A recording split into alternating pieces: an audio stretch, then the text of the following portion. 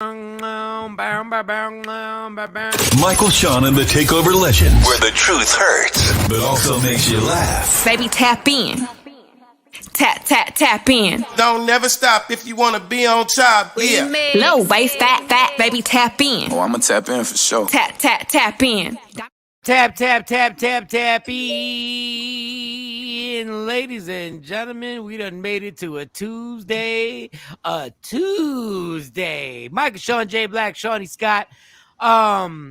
Listen, man, get on that IG Live. You can rock out with us there. Get on Twitch, get on Facebook, get on YouTube.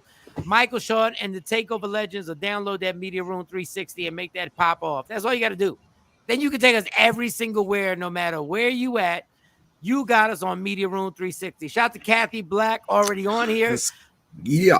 Good morning, mama. Hopeless _ romantic _ 8006. Good morning. Everybody in the IG Live, good morning. Good morning. Good morning. Good morning. Good morning. Kelly J, what up, Kelly J? Kelly J done jumped in the building. Good morning. Hey, y'all. Good morning. Good morning.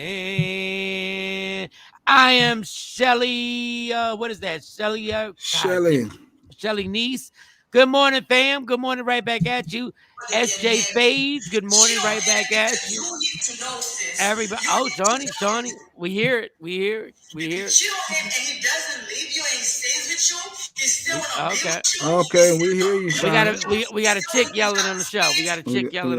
There's always somebody yelling on All right, good morning, Jay Black. How was your night? You know how we start. How was your night? How was my night? What was my night? What was yesterday? I always do this. What's yesterday? It was Monday. It was no football. There was no football for the first Monday. This first Monday we didn't have any football. Oh, that sucked. Yeah, that did. What did I do? Yeah, I'm trying to remember what I did yesterday. I know it was comfortable. I didn't have any issues, so that's good. No drama. Oh, you have no issues? Okay. No drama. No drama is good. No drama is good. No drama is excellent. Shout out to everybody who's with no drama. No if drama. You with no drama. Shelly. Rodney Perry up early. Why is Rodney Perry up this early? What is going on? Rodney Perry, the hilarious comedian, actor extraordinaire, and also the host of Box Seats that we do. We do it every day, and you can get the replays on Humor Mill. Why is Rodney Perry up this goddamn early? Did y'all talk about the overtime rules? I'm sorry, sidebar with NFL, because overtime rules suck for those people who are in the football. Y'all hit on that yesterday? We did not. Oh, okay. Rodney Perry said lots of drama. Rodney, what? Talk to me. Well, text me if you don't want to talk.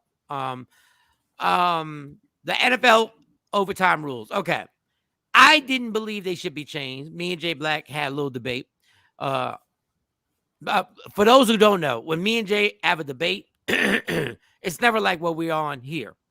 So we had a little talk. He was like, they need to change rules. I said, yeah, but we didn't change rules. And then the conversation was over. Then I started watching stuff, and I was like, damn, maybe they need to change those overtime rules. And the only reason I say they need to change the overtime rules is simply because the NFL is so based and so heavy on offense that if you given all these rules that the defense is basically like, dog, we do the best we can, then you might as well let both teams. And now I have an amendment, Jay Black. Okay. I say during the regular season, you keep the rules the same. Mm-hmm. But during the playoffs, overtime is a quarter. We're now going to play a full quarter. Mm-hmm. Whoever wins that quarter wins. We're going to play a fifth quarter, not during the regular season. Number one, because of the health of the players, playing a whole nother fifth quarter literally is going to add up to them playing games extra if they go into overtime. Mm-hmm. But in the playoffs, I think it should be when the official for the Kansas City game said, we start another game. We're starting another game now. He gives the rules. No, we're not starting another game. We're not starting another quarter. Play another quarter and say, we're going to play another quarter. Okay. And whoever has the most points by the end of that quarter is the winner. It's real football. Okay. No, like not like the college where you score. No. That's corny. That's corny because the defense has no advantage. The defense is already at a disadvantage with the college football thing. Well, you had a disadvantage with scoring the most points by the end of the quarter too, because that means you're at That means you're at a disadvantage in the first quarter, second quarter, third quarter, and fourth quarter. Well, by the fourth quarter, you're more tired. But you keep bringing up this tired stuff. The offensive linemen are tired. It's much harder to score, to stop somebody from scoring in football than it is to score. It's much harder for the Kansas City Bills. That was Madden. The offensive linemen are going to argue with you and say, do you know what it's like to block these guys when we're passing the ball? Yeah. So, we don't want to go too far. I just wanted to we can't bring fatigue into this. Not in professional athletes. We can't bring fatigue. Like fatigue, we can't bring that. A reality. But it's not a reality because everybody play a 60-minute game and then you're saying put another 15 minutes on. Do you understand the defensive players run and the offensive players run? Ronnie said no. Ronnie disagreed with you. He don't want that overtime rule. In the playoffs, I want both offensive teams to touch the ball in the playoffs. I want both teams to touch the ball. And all this thing, defense is tired. The wide receivers are running faster than the defensive backs every play because they are faster. So they're tired too. So that fatigue. It's harder for me to keep up with you and figure out where you're going to go than it is for you to know where you're going, put your energy into your route, or know that ball ain't coming to you. That doesn't make no sense. I just feel like offense has a bigger advantage. Yes, but I get what you're saying. You have 4 quarters to win the game. So now you got 4 quarters to win the game. You got 5 quarters in the playoffs, not the regular season. Even though I would do it in the regular season, because who doesn't want more football? And when did we, as the viewers, actually give a fuck about what the players feel? These same players are getting CTE, and we're like, yo, keep playing. They added an extra 2 extra teams in the playoffs. We said, keep playing. So let's stop doing the Lil Duval and fake care. We don't care if you're tired. We're giving you a whole quarter. We're giving you a whole quarter to win the game. So that was just a little football talk for our people that understood where we were going. There's a lot of people that are like, I don't know what they're talking about. Y'all, Jay Black be underestimating, because Jay Black is saying women don't know what we're talking about. Jay Black, let me tell you something. And Rodney said, I completely disagree. I don't care if you don't completely disagree, Rodney Perry. I'll see you today. He act like he my dad. He was like, I don't care if you completely disagree. He added it a little extra. It just wasn't, nah, Mike, you bugging. It was, he wanted you to know. In the NFL playoffs, I do not want Josh Allen. And this happened to the Kansas City Chiefs against the Patriots. It happened to them where Patrick Mahomes never touched the ball in overtime. And now Patrick Mahomes actually got the advantage on there. How many people wanted to see if Josh Allen could reply to the Kansas City Chiefs score? Everybody. I was looking forward to it. We all did. Give him the ball. And Mr. Rodney Perry, I completely disagree with you too. At least Anthony Goodson agreed with you. He said it's a good idea, Mike. Thank you, if the game is tied, that means it's harder for both teams or no teams. I like it. Kathy Black said, I'm with you, Mike. I'm with Mike's idea. They get paid enough money to play 6 quarters. See, she going just with the financial. I'm going with the science of the football. Pussy shit.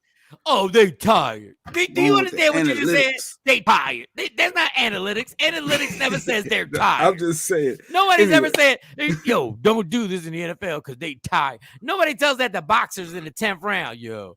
We should really bring all championship fights. Imagine you box 12 rounds and they say we're gonna add another 3 rounds on there, another quarter. Yeah, if it's a draw, I don't believe anybody should be in the ring when it's boxing. I believe when they make the decision, it should only be the 2 fighters. And if it's a draw, we're gonna do a couple more rounds. We're gonna do 1 more round. Oh, let's say 3 more, the best out of 3. Whoever get these. No, just 1 more. 1 more round. And let me tell you, the best round you will ever see is 2 fighters who know the fight is a draw, and they got 1 more round to fight. Let me tell you what's going to happen in that round. That's going to be and you know what exciting is the NFL playoffs if Josh Allen and Patrick Mahomes had another quarter. Good morning, Afro Queen. Rodney, we can send you the link. I don't know. You said lots of drama last night. We can send you the link to get on here. Kathy Black. Speaking of football, did y'all see the super halftime trailer? It got me hyped. Look at Kathy. Look at Kathy bringing up good stuff. Yes, Dr. Dre, Eminem, the whole West Coast Snoop Dogg is gonna do the halftime. The greatest rapper of all time will be on there, Eminem, and it's gonna be amazing. This is why they're not gonna move. They're not gonna move the Super Bowl. I don't care if COVID turns into COVID 36. They're not gonna move it out of LA. The whole reason this halftime situation was done, number one, because these artists are worldwide known and loved, but these artists are Amir from. said, "Boo!" I think he's talking about you and your Super Bowl stuff. I mean the overtime rules. But go ahead. A-Rock Silly is the best dude in the entire world, and I want to tell you, I completely boo back at you. I don't know. He's right booing back. you for something. That's the homie. All those dudes. If you haven't seen us, you got to check out Box Seats. Kathy, yes sir. I was dancing to the trailer. The halftime show is going to be amazing.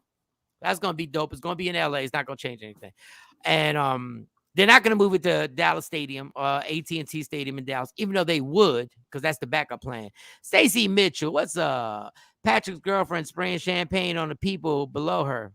Patrick's girlfriend. Yeah. Look at Stacey. There you go, Stacey. Wait, where was she spraying at? She couldn't have been doing that in the stadium. She ain't having. She was in the suites. Out there with the champagne. Because you know the windows open up. Yeah. Buzzing it off. Oh, pause. Buzzing it off. Pause. Good morning, DJ Slow Your Roll. Good morning, big dog. Good morning. We might have Rodney Perry on. I think Rodney Perry want to argue. Good morning, Kings. Good morning, A-Rock Sealy. He's got some good insight too. I got some basketball. You said CTE, and I thought about the football player that was wilding out. That was Antonio in the news. Brown. No, the one that was in the news. He got naked and started walking in the street. Antonio Brown. No, it wasn't Antonio Brown. It was some big dude. He played, no, he was in Antonio Brown got naked at the stadium. No, this dude legit. They said it might have been CTE. I got to follow up on that. Hold on. Let me tell y'all something right now. I want Did y'all send Rodney the link? Did I send? No, I didn't send Rodney. I got to get off IG. No, because Jay Black wants you to do everything. I'll send it. Jay Black said do everything. No. DJ Black, he She got a good hair on today. I like that. Oh, wait. That's a whole segment. That's a whole segment. Wait right now. I'm gonna tell y'all right now. And let me take this smile off because I'm just in a good mood, even though I'm frustrated as fuck. Okay. I'm gonna have y'all pay attention to listening to Antonio Brown talk. He sounds like a punch drunk fighter. And I'm telling y'all to pay attention to Antonio and his slur in every interview. I actually researched interviews yesterday because that's how bored I am. Research interviews. I'm telling you right now, Antonio Brown, I'm not saying he doesn't have his faculties. He does. You look at boxers getting interviewed, and Antonio Brown has the same thing when he's talking. It's this lazy slur thing that goes on. I'm just telling y'all, I love football. And listen, Will Smith tried to fight CTE and all that stuff. We tried, and nobody cared. And Players Union didn't care. They actually added a game to the season. So when they added a game to the season, that's when I said, okay, I'm done. I'm done trying to worry about y'all. I'm done trying to worry about the fact that we went through a season where I think 3 or 4 years ago, maybe 5 years ago, a bunch of NFL players retired under the age of 29 because they weren't playing with it. Patrick Willis, Andrew Luck, a few other guys just retired and said, I'm good. So I'm just going to put that out there so it can be documented on YouTube when I tell you. I think Antonio Brown has taken a few hits, and he took a legendary hit from a Cincinnati Bengal linebacker. He took a hit, and I forget his name. That was legendarily vicious, and the dude got in trouble for it. That's all I'm saying. Now we will find out after that long extended. How was your night, Jay Black? To Shawnee Scott, but she's still looking at laptops. She's still looking at uploading clips. She's uploading stuff. I don't know if she's ready to talk. I don't know. She always trying to get some of these young boys. She got her hair done. She got you deserve a 27-year-old, Shawnee. You deserve a 27-year-old. You do. 27. Like 27 going. No, how about 28? No, 29. You deserve somebody. You deserve somebody with that energy. That energy. But she's still No, working. that is too young. That is not too young. It is not. That is completely too young. That is No, not too young. that No, is it's too not. young. No. Get out the think out the Yeah, box. maybe for Go out the you. box. No, Go I don't think want to out think the box. outside the box. Why? Because I he's don't gonna wanna be think happy. outside the He's box. gonna be. He's not gonna be jaded by life with 30-year-olds who are jaded by life and how bad. He still has inspiration. He thinks the world is still good. You don't want that energy in your life. No, because I got to raise him. I got to. You ain't gotta raise him. I can was have grown. babies. Let me tell you something. What's the youngest you dated, Shawnee? How many years younger? They're usually older. Oh, they usually. Oh, you go with the older. Mm-hmm. Yeah, them old jaded motherfuckers. She be with them crusty somebody dudes. my age or somebody my age. I'm not gonna ask you your age, but 29 years old, he is already prime. He's in his prime. No, he's not. That's he's still a baby. My That's not a baby. son, my stepson is 28. Don't judge everybody on your stepson. The way you look at your stepson doesn't even come close to what a 29-year-old. I'm not interested. You need that cardio. I'm not interested. Thank you, but no thank you. No, you need cardio. He's gonna give you. How was your night last night with no cardio? Well, there was cardio. It was. Let's go. Tell us, please. So the girls had track practice and they had basketball practice. That was no cardio for you. That was no cardio for you. That was no cardio. I had to drive. I had to do all the driving. Still, first of all, black people call driving cardio. I'm gonna fuck you up. He said I was doing cardio. I drove. Yeah, I had to do all the driving. I don't know how much. Shut up, Jay. Why you always come at me lately? Because you be coming at me. Come at everybody. What? I'm gonna eat my. Yeah, go eat your bacon. You need that 20-year-old. You need that cardio. No, girl. I do not. No, yes, you do. Nope, I'm good. But your body feel totally different. No. So how was the rest? So you went to the track, took the girls to track, basketball, and what happened? Nothing. Well, it was good. So they're on 2 track teams, 2 basketball teams right now. So they had 3 practices yesterday. Track practice at school, basketball practice at school, track practice at school, and then I had to take them to their other team.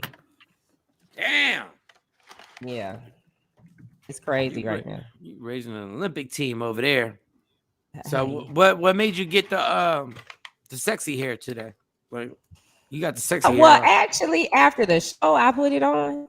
I took the other one off and put this one on, and I was like, I think I'll wear this today instead of my regular hair. I like it. You got my stamp of approval. I like straight hair. I like it. Yeah, because that's why I'm still too dark though.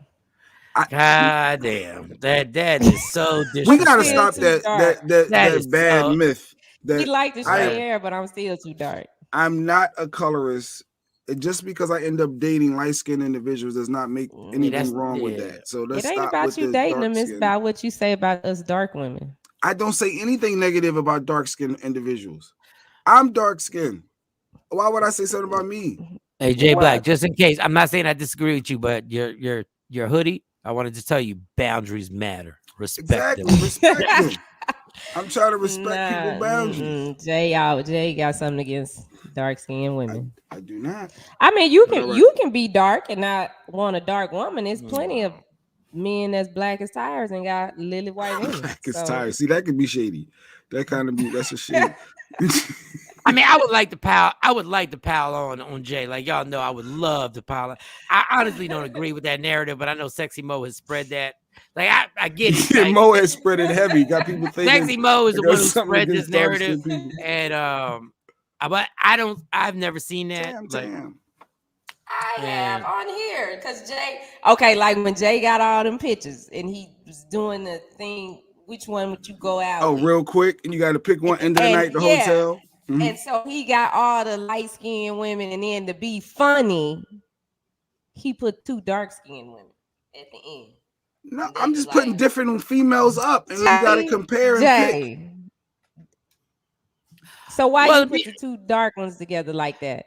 I could have put a dark and a light. I could have. I wasn't thinking that. See, that's the way your twisted mind is thinking. No, you didn't do that. Some of those real quicks were legit. Who was being funny on that last one? On that very last one, that was the joke.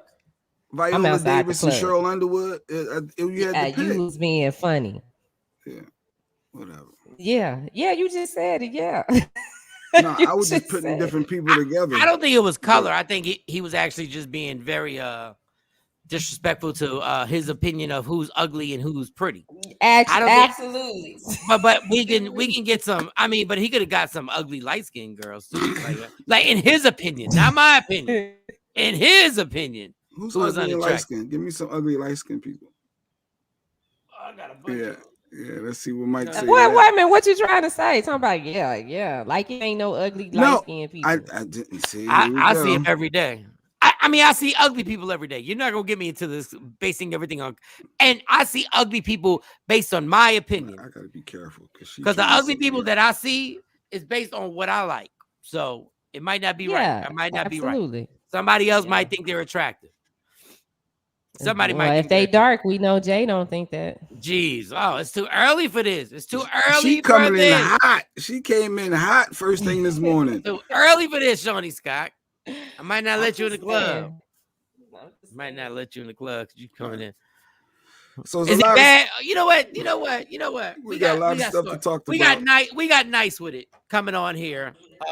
Phenomenal, viral spoken word. And she's got the what's the joint that she has? What's the catchphrase to it? I'm the mad when he get a real one. When he the real one. The real one. And people have taken that and run with it. And women are literally, I'm the real. And when he get a real one, I like it. Okay. I like it too. I liked it when I first heard it because I'm a real one. I like it. I like it. But I can see the opposing view on this. What's opposing view? Nothing. I just think she what, Jay? No, I'm sorry. The comments, Kelly J and Tam. I don't know. I thought they were on my side. They still want to. I'm trying to move on from this light skin, dark skin thing, and they don't want to leave it alone. I'm sorry. We're moving on though. We're talking about no. But okay. So NyceWitIt is going to be there, and then we got Cardi B winning the case. Skin. We got Cardi B. She's light skinned. Yes. What you trying to say? No, what you trying to say, Shawnee? What are you trying to say? I mean, Jay, she light skinned and she pretty. Light skin. What that got to do with anything? What does the skin color have to do with anything? Okay, you know what? Since y'all won't let me get into this, then we're gonna get into this. We're gonna get into this because y'all don't want me. I was gonna. Okay, let's go. We gonna play. If you ever I want to play because this has look like I'm some this has nothing to do with Jay Black. Okay, good. Mm-hmm. If you have a preference on what the skin tone of the person that you're attracted to, does that make you a colorist? Jay Black needs DJ, slow your roll. Now put that comment back up there. I need to become a mumble rapper. Yeah, because I get flustered sometimes when they try to put labels on me. All y'all making comments. Y'all sound like Nino Brown from New Jack City. I want all y'all to be bold because it's easy to be like, oh, you're a colorist. All right. Mm-hmm. What's your preference? Because if I prefer brown skinned women, which I just happen to have been with brown skinned women in my life, right? Mm-hmm. Doesn't mean I don't like light skinned women at all, because I'd have knocked them down too. Listen, but simply because I have a preference, that makes you a colorist. So this is what I want you to do. I don't want you to answer that question.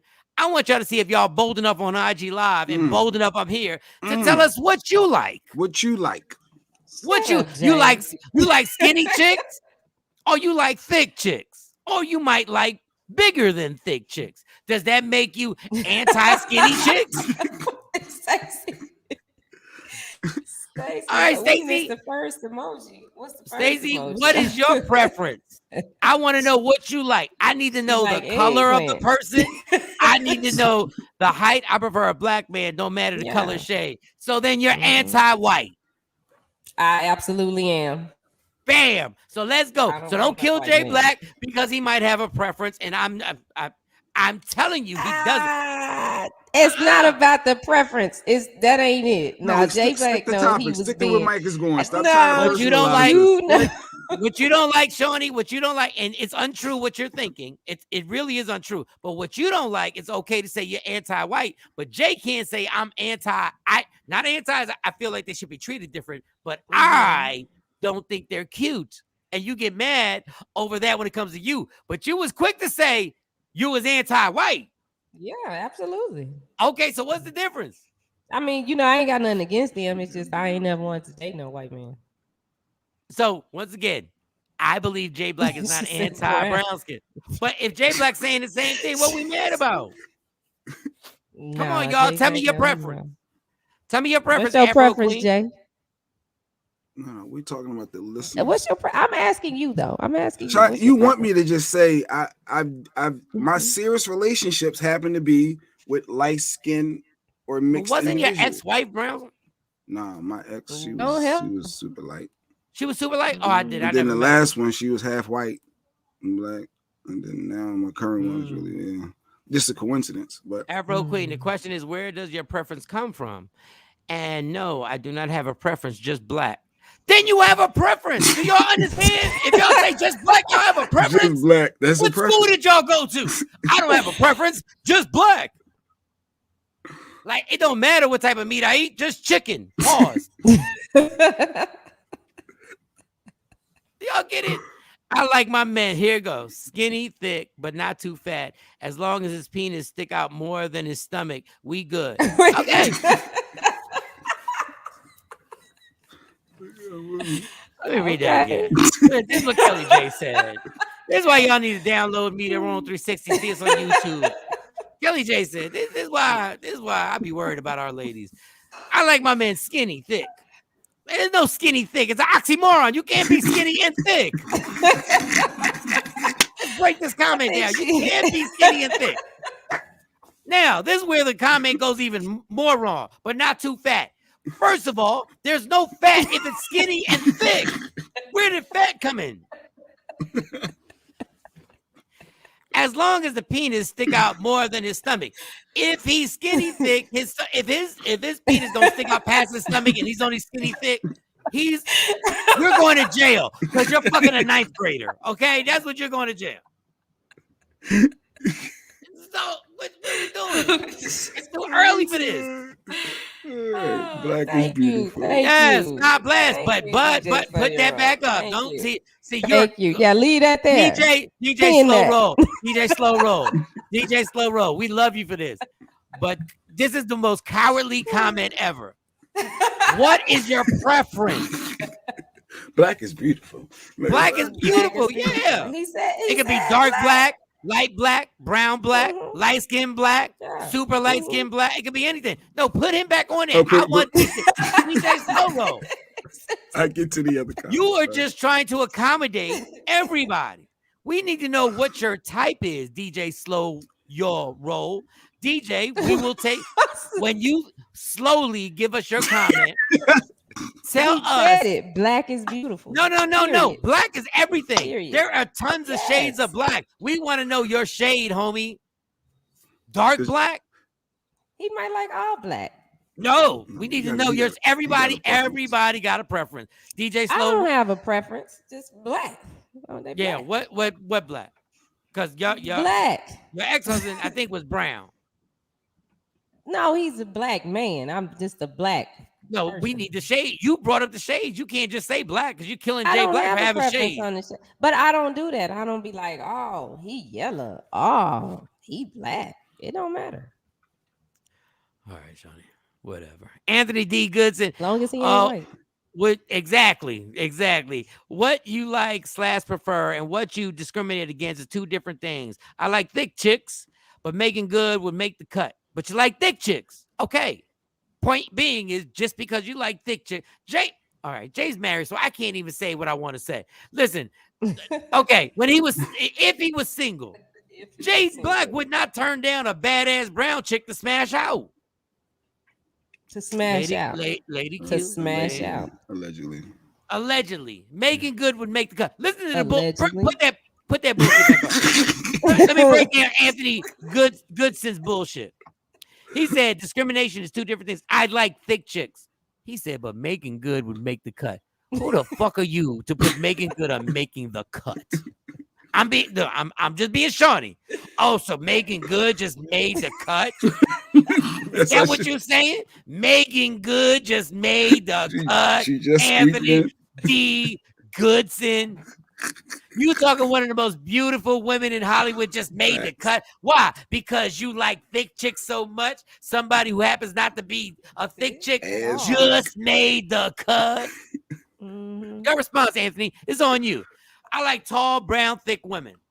Also, you don't like short women.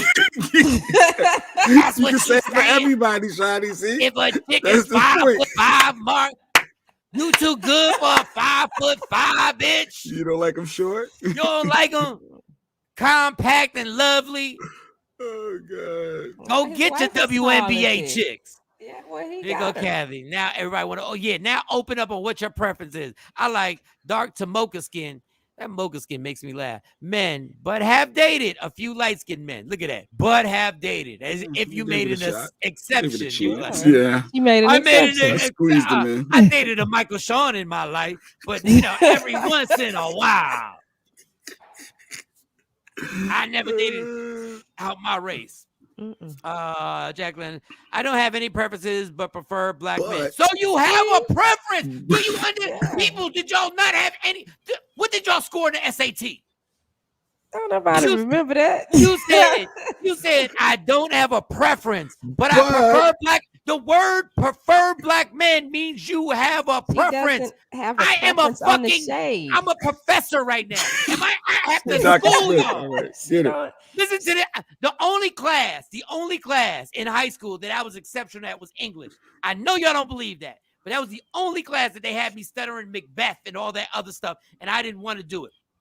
Listen to your sentence. I don't have a preference, but prefer.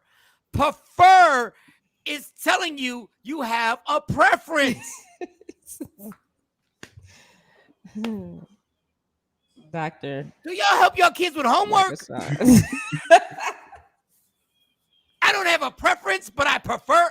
You contradicted yourself with you put but in the middle of your contradiction. But she said all black men. She doesn't have a preference on the shade range. Honey, don't do it to yourself. Don't do it to yourself. Don't do it to yourself. People don't have a you can't say I don't have a preference, but prefer. Do you see the word preference and prefer? Yeah. Preference and prefer. Let's do it again. Preference and prefer. You can't have preference without prefer. We love you, Jack. We love you. We rock with you. We adore you. Yeah, facts. But stay away from your kids' homework when it comes to English. Stay away. And your words are perfect. I'm just saying the usage. Here goes. I don't have a preference. It used to be like, oh my God. So you had a. She said she have means presently. Have, like currently. Currently she doesn't have one. I don't have a preference, but it used to be light skin, which means you used to have a preference. Back in my day, I do any shapes, color, sex. I'm giving everyone a chance. All right, so you did have a preference. You're not giving everyone a chance. And stop saying all shapes. See, y'all don't want to tell the truth. Y'all not get. See, this is the problem. Y'all don't want to really say what you like because you know the narrative right now is if you say what you like, then you're either a colorist, a shapist, a hairist. Like Tam Tam. She's a heightist. A heightist? She said she only want to date tall men. So a fat asses? I prefer black men, tall, but I will date outside my. What the fuck is going on? How did you get outside your? Oh, so you'll date. She's open to it. Yeah. You'll date tall white men or short white men or tall Hispanic men. No, she won't date anybody short. She want they have to be tall. Tall. Oh, I prefer black men tall, but I will date outside. So you'll date short any race, but if you get a tall guy, you gotta be black. She mustn't. What the fuck is that? What is that? No, she not. Good morning, Mo. What the DJ John laughing. say? I'm a fan of what's on the inside. Absolutely. I'm a fan of what's on inside too. DJ. He ain't talking about that Slow inside. DJ. He ain't talking about that Yes, inside. He talking about them vagina walls. Y'all just mad. DJ Slow Roll finally got real. He finally got real. He finally got real. Slow your roll in that vagina. Yeah. Yeah, there's only deep and not deep vaginas. That's all it is. Good morning, Mo. Sexy Mo. Good morning. Hey, good morning, Mo. morning. We're talking about Good Shawnee trying to morning, put Jay Mo. Black on the spot. And I said, we all got preferences. Yeah, they trying to jump on me this morning because Jay don't like dark skinned women. Well, Mo, I see no don't. lies. Thank you. He likes them, but not just to date. He doesn't like them to date. But does that make it a problem? If Have you that's even your- ever smashed or knocked off a chocolate? Jeez, really? That's what we're Chocolate gonna do when pudding? you Mo coming in. really? I'm just saying. Whoa. I'm You can coming ask me that. You can ask me that question. But Oh. Suge Knight, Lady Q is on the other side of Oh that yeah, door. I forgot. And you really want to answer that? I don't want to answer that question. Well, I have faith. I know Suge Lady Knight. Q knows that, Jay Black didn't come to her as, the virgin Mary. He didn't, so I He don't act like him. just I'm curious. I'm Yeah, not- she's not like him at all. No, she is like him a lot. Hey, Stephanie. Oh, what Stephanie got this long ass 2-sentence part? I just need to know the difference between thick and fat. You know what? That's a good question. A cheeseburger. I'll tell you, under their arms. No, I'm playing. My BF likes me thicker. Okay. I mean, okay, I can power down some Big Macs, but does that make me a thick? Well, Oh no, Stephanie. Stephanie, no, you're fine. Stephanie. yeah. I think you met Stephanie. She works at Town Square Media in Tyler. White girl. Yeah, the thickness Yeah, is no, all. Stephanie, you got it going on, girl. You good. You just eat whatever. No, Stephanie has a really cute shape. Oh wait, don't eat whatever because things could go bad. But thick and don't eat whatever because trust me, there was some times I ate whatever. Yeah, I ate whatever, and it wasn't cute. It wasn't cute when I But ate whatever. Shay Black has a size preference too, right? No, I'm asking. I mean, we all have preferences. Who We don't talk have a about size? our Who don't- preferences. Wait, Jay. Before you answer that, Mo, you ain't got a penis size preference. I We're think not everyone- talking about that though. Oh no. Yes, we are. Oh yes, size is size. size Y'all not size doing- yeah, size is size. size is size, but sometimes you might have one that could knock out the front, and he may not Everyone's- do Yeah. repairs in the back. Yeah, and every Doesn't once mean in that he's not a good construction worker. and every once in a while, that means you make an exception every once in a while. Hmm. But your preference is some big meat in the vagina walls, banging it out, walls falling down. I think every woman has a height requirement. It's like an amusement park. You got to be this tall to ride this ride. Like, I mean, sometimes And that don't sometimes make you got to have minimum requirements. and that don't make you a bad person. No, well, I make didn't you say a- Jay Black was a bad No, person. you said he was a colorist. Well, Shawnee called him a Consistent. colorist. Well, when it Hey, he comes was a bad to when person. it, Both of them do that. when it comes to color, Jay Black does have a strong preference. He does not like. There's a difference when you say I prefer, and then Look at over him looking I at him. don't mess with. So of course I would prefer something a little more girthy. But if there's a difference between preference and I just won't mess with you at all. Yeah, but he never said he doesn't just mess with them at all. He doesn't have to Never, say it. Ever He once.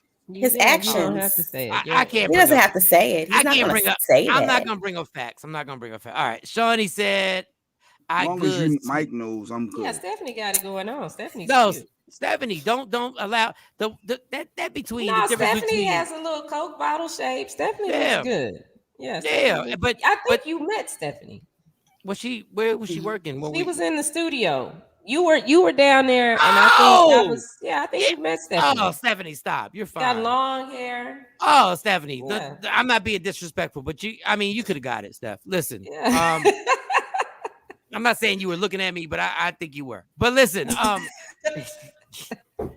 if that's the same Stephanie I saw, Stephanie, Yeah, you better Stephanie not. is You better cute, not yeah. doubt yourself at all. You're good. You're good. Yeah. And I hate that is a good topic. We won't do it today. Good morning, The Tina. thing where thick becomes fat, and it all depends on the eye of the beholder.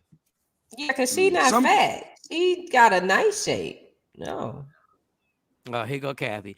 Damn, Mike, you man got to give us something we can feel, not that tiny shit. Y'all act like all your vaginas are quality. There's some recall vaginas out here right He now. said some recall. There are recall vaginas that need to be sent back to their mother's womb and start all over again. What's a recall vagina? Recall vagina. What does that feel like? Does it malfunction? Sawdust. Just bad. Just it doesn't feel the same. I wish I was a scientist. In it, what do you do when you're in I it? keep going and keep telling myself, why was I here? Why am I here? Why am I here? Wow. Why am I here? Ooh. Some women have natural vagina juices that are amazing, and I want to clap it up for y'all. Some of y'all are y'all feel like the stream. Y'all feel like the stream that the Fiji water claims they got their water from. Like, you ever read the back of the Fiji water? I get mine delivered by the cases. Yeah. Some of y'all vaginas in this world should have that same. Y'all should have a tattoo on your inner thigh because that's where your vagina moisture came from stream. Some of y'all, like, I love when women just be like, "Oh, these dicks be whack." Do you know how many vaginas like people have looked at the headboard and just kept going and be like, "Yep." Really? That happens? Really? What? You know how many people have been, and obviously the two ladies, I'm not talking to y'all. Y'all vaginas listening right now. Do you know how many men, when you moaned, you interrupt the person that they were thinking about and they got pissed off because you interrupted their wow. Really? You were like, oh, you're like, this bitch making noise again. Oh, and you're speaking to the recall. The recall vagina. What did he call it? Sawdust? What did you say? The sawdust vaginas. The vaginas that just either I don't know. I'm not a scientist. I know guys have recall penises all over the world. And maybe sometimes the chemistry just doesn't work. Maybe the sexual chemistry doesn't work. Maybe it's just bad situation. Because sexual chemistry is just important. Some people just have chemistry and some people don't. Yes, Jeanette, Yeah. there are some things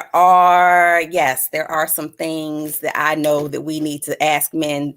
God, can you come get this one? Yeah. Jeanette said there's some penis that need to be recalled too. And Mo, all this came from all I gave was Shawn a compliment and said I like to hear. But then that's all I said. But I ain't dark enough. What? No, I ain't light enough. She said I ain't light enough. Well, that's a true woman. That's a true woman for your ass. You give him a compliment in the kitchen. You give him a compliment in the kitchen, girl. Your hair look good. Now, I don't know if I should give a compliment or not. Like, should I just be quiet and I don't give a compliment? Don't compliment smoke Jay. I mean, Jay. I mean, there's no lies told here, and it's okay. You know that's your box. It's okay. Embrace it. Whatever your preference is. Mo has preferences, but she ain't gonna say them. Yeah, Mo has absolutely. She got. She a so if you look at my track record, I'm technically all over the place. That's what I'm saying. I'm all over the place. None of my exes look alike. None of them look alike. Well, show me a picture of your new one, and then I'll be the judge of that. Oh, we haven't even met the new guy yet. We don't even know what he looks like. Witness protection. This motherfucker's protected by the feds. Sometimes we'll never meet him. You don't put your warm apple pie in the window. We'll meet him when I'm telling you, their second anniversary. Watch. We'll be like, oh, he's celebrating. Oh no, you'll meet him before the wedding. What did Kathy say that she's agreeing with? Live life said an out of order penis. Wait a minute. Look at the ceiling. I can't wait for 3 minutes to be over. So, and you are absolutely correct. You are absolutely correct. You're 1,000. You're 1,000. And I'm not talking about you, Kathy. I'm not talking about you, Kathy. This has nothing to do about you. Sometimes the 3 minutes happen simply because people trying to get out of there. What's that to say about you? Not Kathy. This has nothing to do with you. Sometimes it's 3 minutes because the vagina has got the Fiji water in the vagina. The Fiji water is unstoppable. Well, then they should be prepared. I mean, they should. Like, y'all don't do pre-gaming before y'all, if you know that you about to go to Fiji Island, you don't do like some pre-gaming to make sure that, you give an award-winning performance? No, I'm not, because I wasn't. Half the time, you're not expecting to smash. Half the time, look. I've been gifted with getting surprise vagina in my life. Like, I've been listen. My whole life, I've been getting by mistake pussy. Surprise. I've been getting this by mistake pussy. It's amazing. I mean vagina. I'm sorry. I've been getting this by. Look, I just happened to be at the bar. That's all. I was just sitting there. Like, I'm tired. Like, that's why, man. Listen, y'all was picking me up. God damn it. I was a victim in most of these cases. I didn't know that. A victim. I didn't know you had that Fiji water in your vagina. You just met me at the damn bar. I was having double shots. You just sitting there minding your business. I was minding my business. Who knew your man? You just found out your man cheated on you. I didn't know that. I didn't know you wanted to take that. Speaking of cheating, you on that fun vibe. Wasn't it a clip that we just heard about somebody saying it's okay to cheat or we should cheat? Yes. Yeah, I got it. Let's check. Oh boy. I believe women should cheat on their boyfriend or their partner before they get married. You cheat on him because you need to know, sis. You need to know if this man really loves you. If you cheat on him and he doesn't leave you and he stays with you, he still wanna be with you, he still wanna build with you, he still want you to have his kids, he still wanna pay your rent, you got yourself a winner. Because you need to know if this man is loyal. Is he gonna stand behind you for better or for worse? You need to know these things. Okay. She just drank, Mama. Just drank her protein. So, okay, I'll put him in the door. I gotta go. That gotta be. I gotta go. That gotta be. She said, for those who don't know on IG Live, I think I don't know. Should I say she's African? She's African, right? She's something. She might be Jamaican or something. Cultural. She's from the island. Yeah. She from somewhere. And she said, you should cheat on your man. You should cheat on your man because if you cheat on your man, like she's from a continent. I don't think she's from the islands. And she was like, if you cheat on your man, and then if he breaks up with you, he was not the one. But if you cheat on your man and he forgives you, he stays with you, and you work it out, then he's the one. And he still want to have kids with you. He still want built with you. Mm-hmm. She said, built with you. You ain't got a man. Built with you. You ain't got a man. Well, what you call that? So, what's wrong with the man forgiving the woman like the women forgive the men? Because we forgive y'all trifling asses all the time. And guess what? Whose decision that was? Wasn't ours. If it's a man out there like that, why are you calling him not a man? I'm saying what you ain't got. When the man finds out that it was a test, when a man finds out that you literally cheated on him on purpose to see if it was a test, and he stays with you, that's not a man. Matter of fact, that's not a person with any type of self-respect or confidence. Let's take the man out of it. Oh, y'all got me in here today. Play it again. I want to really listen because I mean, there was a certain part I was like, wait, does she have some truth? Play it again for me, Shawn. I'm sorry. I believe women should cheat on their boyfriend or their partner before they get married. You cheat on him because you need to know, sis. You need to know if this man really loves you. If you cheat on him and he doesn't leave you and he stays with you, he still want to be with you, he still want to build with you, he still want you to have his kids, he still want to pay your rent, you got yourself a winner. Because you need to know if this man is loyal. Is he going to stand behind you for better or for worse? You need to know these things. Men have made this. Men created that bitch right there.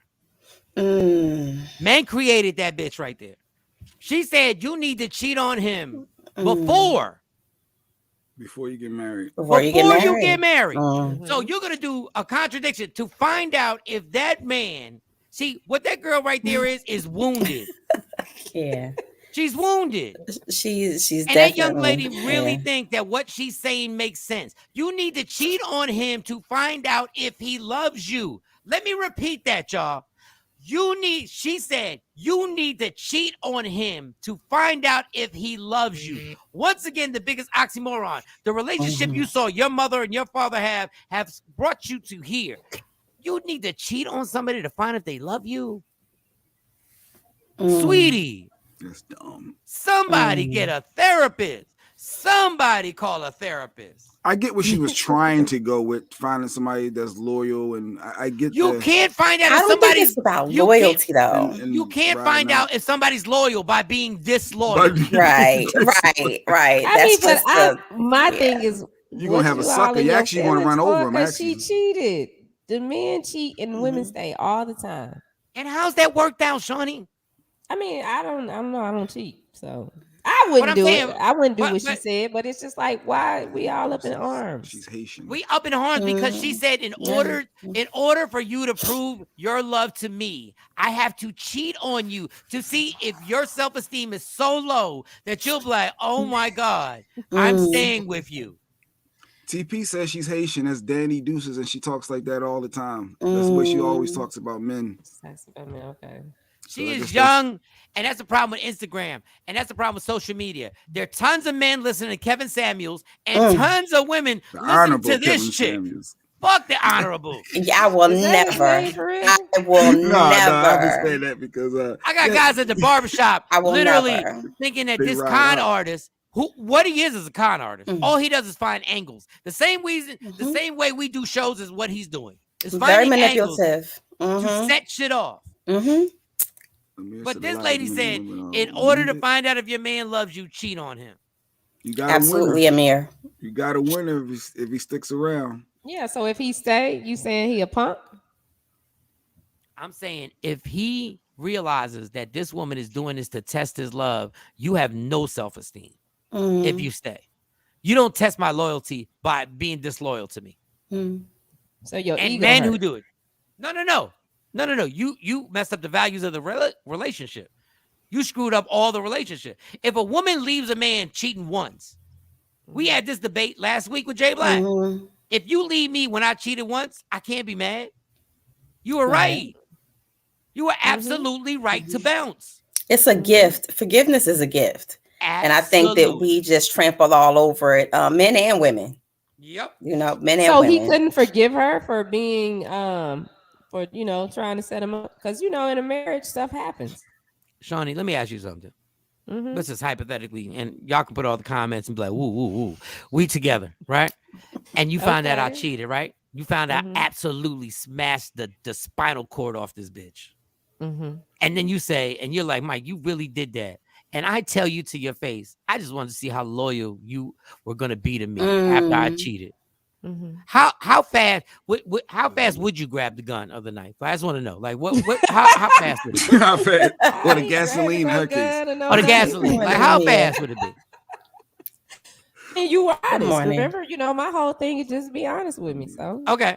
So I said, I just want to see if you were going to stay with me. That's all I want to say. I want to see. So what would you say? Okay. I'll have dinner ready in 10 minutes. To do what? Have dinner ready in 10 minutes. Dinner ready. Oh, okay. Yeah, we about to eat. All right. Yeah, Shawnee poisoning somebody right now. That's all. That's all. Dinner ready. What you want to eat tonight? Let me find out you a kitchen witch. I would. I just ate it. I was eating. I wouldn't eat any of your food. I wouldn't eat. I grabbed something on the way home already. I wouldn't eat your food. I wouldn't eat you because you might have poisoned that. I wouldn't eat anything. I wouldn't eat you. I'm like, nah. You did something down there. But you might have put something right there. Chick, but you want me to stay, and we can't just go back to being normal. You want to go back to being normal, right? You apologize, so let's go back to being normal. There you go. Let it out, Shawn. This is what we normally do. We normally sit down and eat dinner at 7:30. It's 7:20. Exactly. Let the crazy come out. Yeah. Let it out. Let it out. I got you. I know. It's Wednesday. Wednesday. Because you know for a fact. Because you know for a fact y'all ain't playing them dumbass games. And that little girl and let me tell you about the little girl right there. Everybody's following her. She trying to give advice with the titties all out. Yes. She's trying to get her hair all done and trying to get people to listen to her uncommon sense. But this is the scary part about social media. Everybody got a platform to spread this nonsense. Right. There's no adult supervision. That girl looks like she's 18 or 19. She don't know shit about shit. Older. I think she probably a little older. You look older than 18 or 19. She's attention seeking, number one, with what she got on in the message, right? Yes. She oiled up the boobs. That's number Did she one. have And on booty shorts too? I couldn't see the bottom. I just the top. You said it was oiled up. The boobs was oiled up. All Yes, she they were had was oiled the up. areolas cover. If you look at it, she had just enough You coming into to the club, cover up. Mo? Sure. Come in the club. Like what? Oh, What do you yeah, mean you know that was sure? fun. Like we all in the club. And you gonna yell from outside? No. You gonna yell your opinion from join outside on IG so people on IG can hear for those. Everybody, we just want Sexy Mo to join in IG. Oh, hey, another one bites the dust. And another one bites. Mark said, "Does that work both ways too, Mike? Can we, so we can cheat on the women to see if they stick around and then know if they loyal?" People, listen. I think Mo said the key word. If you forgive somebody, forgiving somebody is a gift. If you are forgiven by somebody, you better really thank them for forgiving you. Ain't no people. The rules are this: if you find out somebody cheated on you and you leave, you know what that is? Common fucking sense. Well, not always. Not always. No. There's no. There's relationships that people have cheated and they stuck around and gave that person another chance, or they got another chance and it worked. What I said was, if the person leaves, that's common fucking sense. If the person stays and forgives you, that is a gift. That's grace. But say if you played a part in them cheating. No. You did not play. I don't care what you did at the house. You did not place my dick in a vagina, and you didn't place another dick in my girl's vagina. Yeah, we're not going to do that. We're not going to blame shift. Cheating is a choice. Leave. You chose. And if everything's bad at the house, miss, and you're really upset with me, and I'm treating you bad, and you're like, oh, Michael Shawn don't pay no attention to me, then leave. Then be a grown ass adult and say, and sit there and be like, yes, and leave. But we ain't adults. We all claim we adults. We'd rather sit around and then get a good reason to go have our fun. And then we'd be like, oh, but the reason I did it, no, bitch. No, dude. No, motherfucker. No, you don't get to blame the other person for going out and having sex with somebody else. Leave. So anytime anyone cheats, is always only that person. The other partner had nothing to do with it at all. If the person Absolutely. Just asking for a friend. If the person has something to do with it, they can. And it's normally two people who are going through something. But before you allow your vagina to be penetrated, or before you put your penis in another vagina, be a grown-ass adult and leave. Leave. Yeah, just break up. Which is a choice. And you have the option, if you're not happy or you're not being fulfilled, to say, you know what, this is not the relationship for me. And true transparency, I ain't follow these rules. I'm just giving you the rules that make sense. You just telling everybody what they're supposed to do. I'm just telling you what you're supposed to put your seatbelt on. Do as I say, not as I do. No, don't do as don't yeah. Do as what the good thing is to do. Right. Not as I say. Do as not the as I do. sense. Not as I do, not as I think. Don't do this with me, because I ain't follow these rules. Right. But let's be clear. I have made the excuse many a time. The reason why this happened was because and this. No. But that's you projecting your bullshit onto somebody else to make yourself feel better or to rationalize what you did. And I'm not even saying what I'm saying is bullshit. What I'm saying is my action was bullshit. No, that's what I'm saying. What you did was bullshit. Yeah, I should have just left. I'm like, yo, I'm good and out of here. I'm out. I ain't even follow what I'm saying. I'm just telling you. Like this girl. There's always another side. That's all my point was for a friend. There's always another side. No, it just kills me when people you and your lie. friends. There's always another side. Like somebody, who is your friend? Who's your friend? You always asking for a friend, saying it's for a friend. light-skinned person. I got a friend. It's a light-skinned friend. You know they light-skinned. I'm just asking for a friend. But even in any type of relationship, though, when somebody forgives you, like they giving you grace, they just say, but far be it from me, because God gave us grace, and we take that as a joke. Don't be mad when you get. Oh goodness! Don't be mad when you get herpes. Just saying. Damn, but why did we jump to? Well, what the hell? Herpes goddess ain't on here right now. It's a lie. It's a lie. That's too much. And it's not a death sentence having herpes. No, it's not. We just skipped Wow, over. listen to you, Jay Black. No, the funny thing is we done skipped over HIV because we can't see HIV. See, we're so our vanity driven thing. We're so vanity driven. If you see a herpes, you're like, oh my God, he got herpes. Then you see somebody who is perfect but got HIV, and we're like, oh, I can't see that shit. Virus load is low. They say it's non-detectable. But another thing, don't say you lied to me. Another thing, don't say you lied to me because you were trying to protect me. Don't do that. I was trying to protect you. No, I didn't want you to snap. You lied to me because you ain't want the consequence of dealing with what comes with telling the truth. To protect you. No, you weren't trying to protect me. I didn't want you to be hurt. Nope.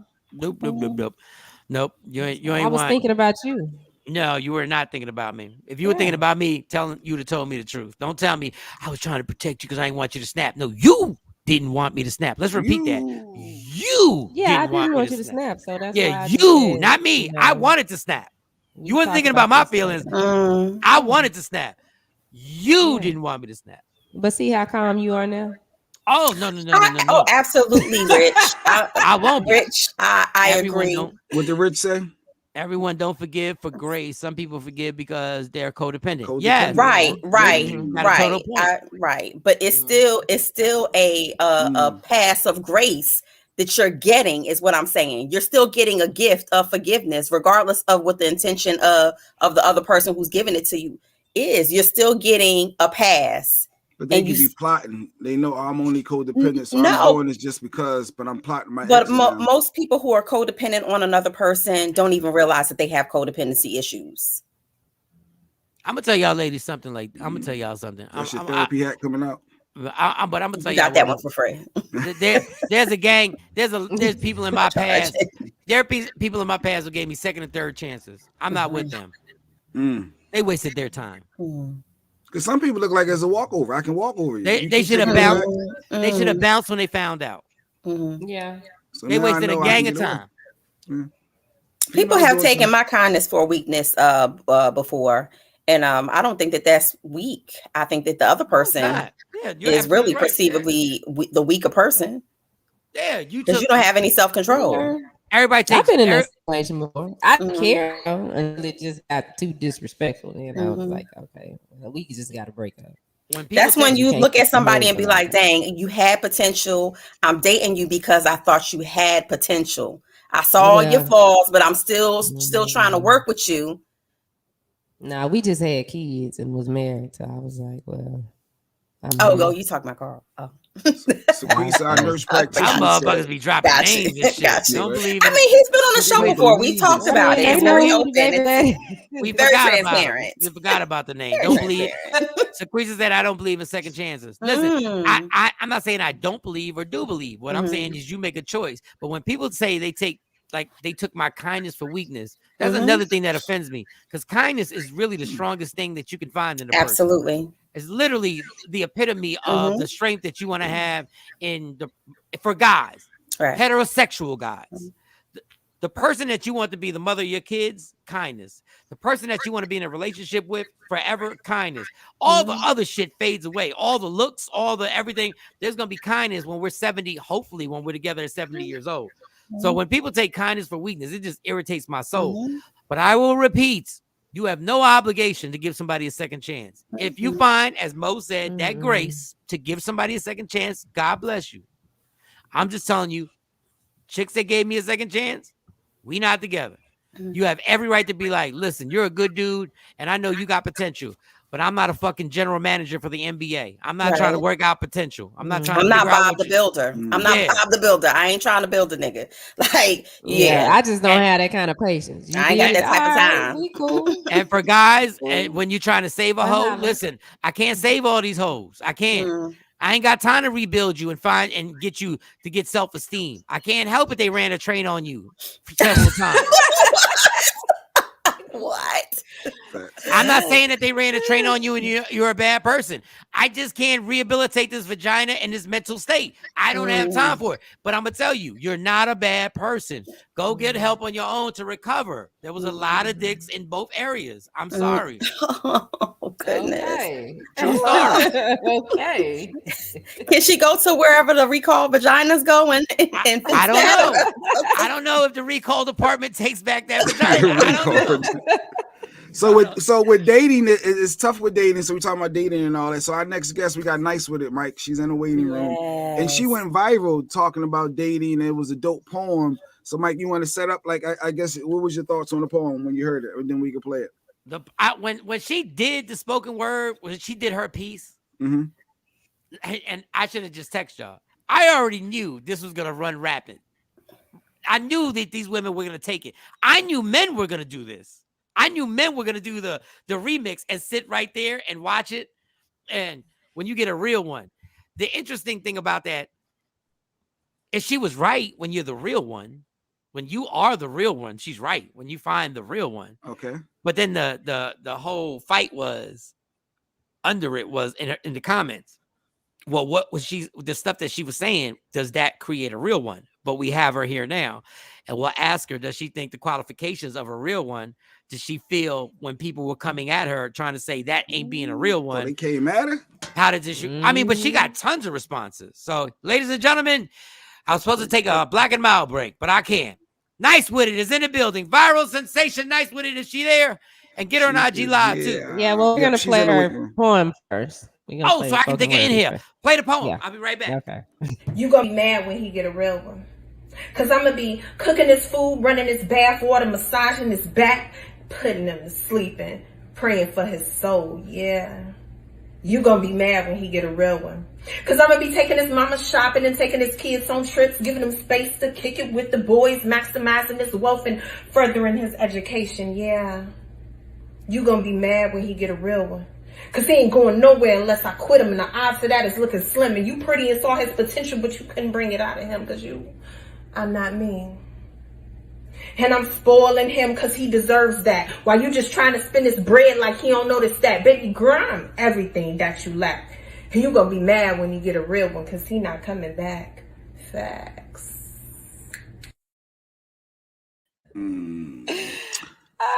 Good morning, Nice with it. Morning. How are you guys? We are good. Of course, my favorite line, Mike, is when she said, I'm going to take his mama shopping. That's the line that always stood out. I said, well, damn. That's the babysitter. I'm going to make sure she's straight. You want some wine with that? You can add her on IG too, Mike. Let me get her on IG. Nice with it is here. She done stirred up the pot. She done stirred up the pot. He gonna be mad when he get a real one. Yes. I'm gonna be taking his kids out. First of all, I want to congratulate you on your success, and I like the piece that you put out there. Thank you. I thought the angle was dope, saying I'm the real one when somebody, and there are a lot of people who can feel that, as you can see with how the reaction. Yeah. All right, let me just get this out the way because it's been on my mind. Okay. Do you ever see chicks who who use your audio, right? Yeah. But that bitch ain't the real one. Do you ever see the one that ain't the real one? Oh, I'm sorry. You got your kids in there? Oh, no. Oh, with echo. Oh, But yeah. I don't know. Who am I to say she's not a real one? Do you know anybody personally? Do you know somebody personally who did it that you were like, girl? Nah. You don't, I don't know nobody personally who remixed it now. You don't smother yourself with a pillow right now. You are not the real one. All right. So when you put it out there, first of all, it's bold to put something out there like that because you already know the comments are coming. You already know the opposite. But that don't bother me though. I'm an artist. You're what? I'm an artist. That doesn't bother me. God bless. Backlash, and the poem was about a man who felt unappreciated in his situation, and so when he left and finally found a woman who valued his worth, he realized that I'm not ever reconciling with my ex. But see, if you haven't healed the trauma of the last man that dogged you out and cheated on you, then you take it as a personal attack. Oh, she talking about taking my man and breaking up my home. And if that's what you got out of the poem, then it went over your head, and I'm not talking about you. Because a lot of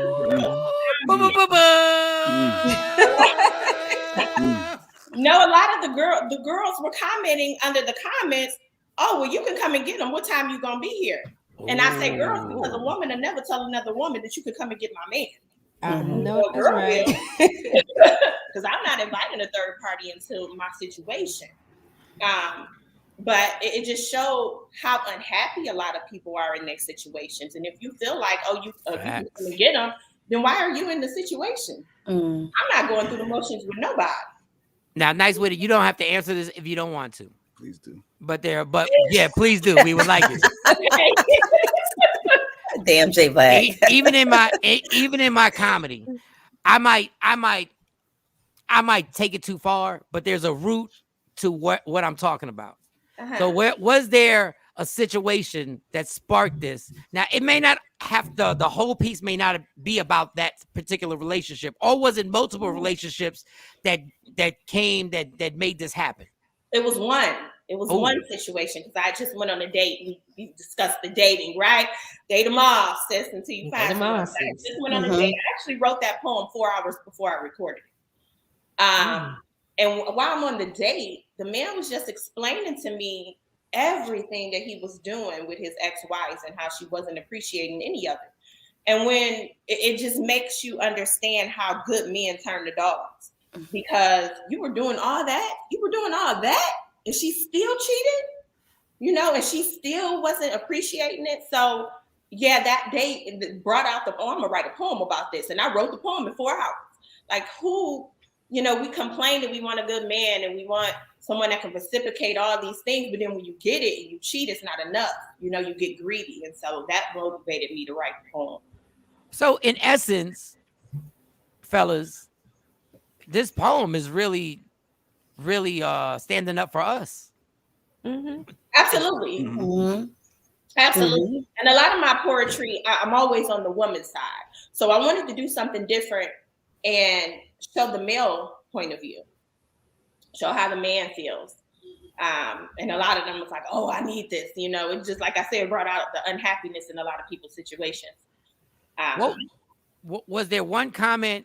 Because, we're going to get comments. Like, I get comments. I'm like, I don't have time to go back and forth with you. Yeah. Because it might be something that I was literally just joking about. And intellectually, if you can't handle the fact that I was really just joking, if I have to tell you that I was like, if I have to preface everything I say was, I'm just joking about this, then it's a problem. But was there one comment where you because I've had those comments, was there one comment that you I have time to respond? I got time. I got time today. I got time right now. The chick was like, what about you is real? She said your hair isn't real, your eyebrows are real. My eyebrows? I don't even have no eyebrows. I thought a bitch with 5 followers said something. Because I got time today. You got time today. So you got time today. And then you got the guy, though. I had a guy comment and say, well, a real one don't take baths. What? A real one don't take baths. If he was a real one, he don't take no baths. I thought that was hilarious. I mean, I'm not a bath taker on a regular, but I'm open to bathing. Not like that. He's saying showers for guys. Guys don't sit. If you had a real one, he don't take no baths. Real ones don't take baths. Sometimes a man needs to relax and read a book and chill. Yeah. My bathtub just ain't like that in this apartment. My bathtub ain't bath ready. It's a shower bathtub. Like my feet are gonna be. I'm 5'7". My feet gonna be hanging out. It's not gonna be something. All right. So we're sitting here and we're having all these conversations, and I know you're not a lack of opinion. I know you got tons of opinions that go on with this. All right. So last week, and I know Jay Black does not want to bring this up because he took an L last week. Jay? There's the one where I've taken many L's on this show. Like when we take L's, people just get off the show. They just leave. They just delete. So the one thing was, Jay, what was the thing, Jay, where you were like, a woman should forgive? Like when a breakup happens or you cheat and a woman it was related to Kanye and Kim. What I was saying, NyceWitIt, was Kanye should continue to fight for his marriage, to fight for his wife, to try to get her back. He should continue that path instead of just giving up, because there's levels to when someone is not going to take you back, and when you hit that level. So you should fight for your marriage. That's all I was saying. Okay, that's not all you said. Let me finish this one. That's not all you said. Let's finish. Let's make the complete sentence right now. The complete sentence was, even if the person says we're done, We're finished. It's over. Jay Black believes you should continue to try and be with this person, and this person should give you another chance because they've forgiven you before. So why won't they forgive you again? I'm gonna try to fight for it again. So nice with it. Hopefully, I agree with Jay, especially if there's children involved.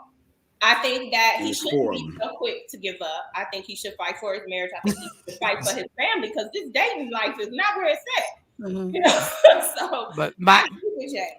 Our question was, even when she says it's over and she's moved on. Yes. Y'all both crazy. It's levels of when it's over, right? Now it's levels when you go ahead, nice with it. But give her more content. Give her more content, because what you said was, well, so what? I did it a couple of times before. You forgave me. So what's different from this time that you're not going to forgive me for my bullshit?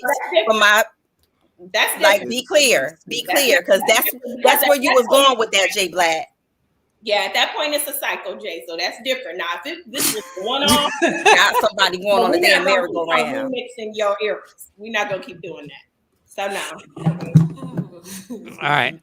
If you have we're just gonna run down some things we talked about, and I just want to get your opinion. Okay. So nice with it. How can they can go to her Instagram to check out her work and TikTok, correct? Yes. I also have a website, NyceWitIt.com. All of my albums are streaming everywhere. I'm on Pandora, Apple Music, Spotify, and you can listen to the spoken word YouTube channel. I'm everywhere. Hey, nice with it. That money started coming in. Your IG is one nice with it, right? One nice with it. Instagram and Twitter is one nice with it, and then nice with it everywhere else. Is money coming in right now? Tell me the truth. Yeah.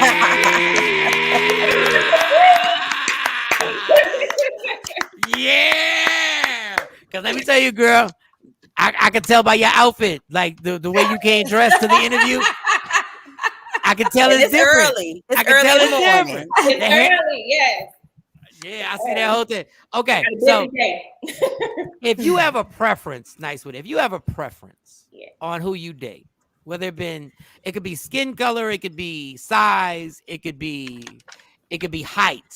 Does that make you a colorist? I don't know if heightist is a word. A colorist, a heightist. Does that mean you're against anybody who's not part of your preference? Absolutely. Well, you know what? Let me be honest, because I had a type. You know, I only dated athletes. My children's father, both of them are athletes. One a football player, one a basketball player. And that made me feel like, oh, I'd never date another athlete again. You know, and I used to say, oh, he has to be over 6 feet and he has to have this and this and this and this and this. Once you get 40, that list, them 3 things, like we talked about, Jay, you can't, you miss your blessing being too picky. You know, that tall man may dog you out and cheat and not have any respect for the relationship, while that shorter man may treat you like a queen. So I'm very open at this point in my life. I've matured to realize that the important things is really what you need to look for. Well, you had 2 athletes? You stuck on that? Were you listening to the show earlier when we talked about Fiji water? No. Yeah. Okay. Never mind. Okay. Oh, Lord. Were they professional athletes or were they just NFL? Yes, and semi-pro overseas. Wow. Okay, don't take offense. That vagina is amazing. Clap it up. Just clap. And Mike, that ain't no ordinary. That ain't no ordinary. That's Fiji water. That's Fiji water. But my question is, let's say they accuse Jay Black of only having one type, which is light skin, right? I don't agree with it. But they're saying because he has a type, that means he's disrespectful to brown skin women.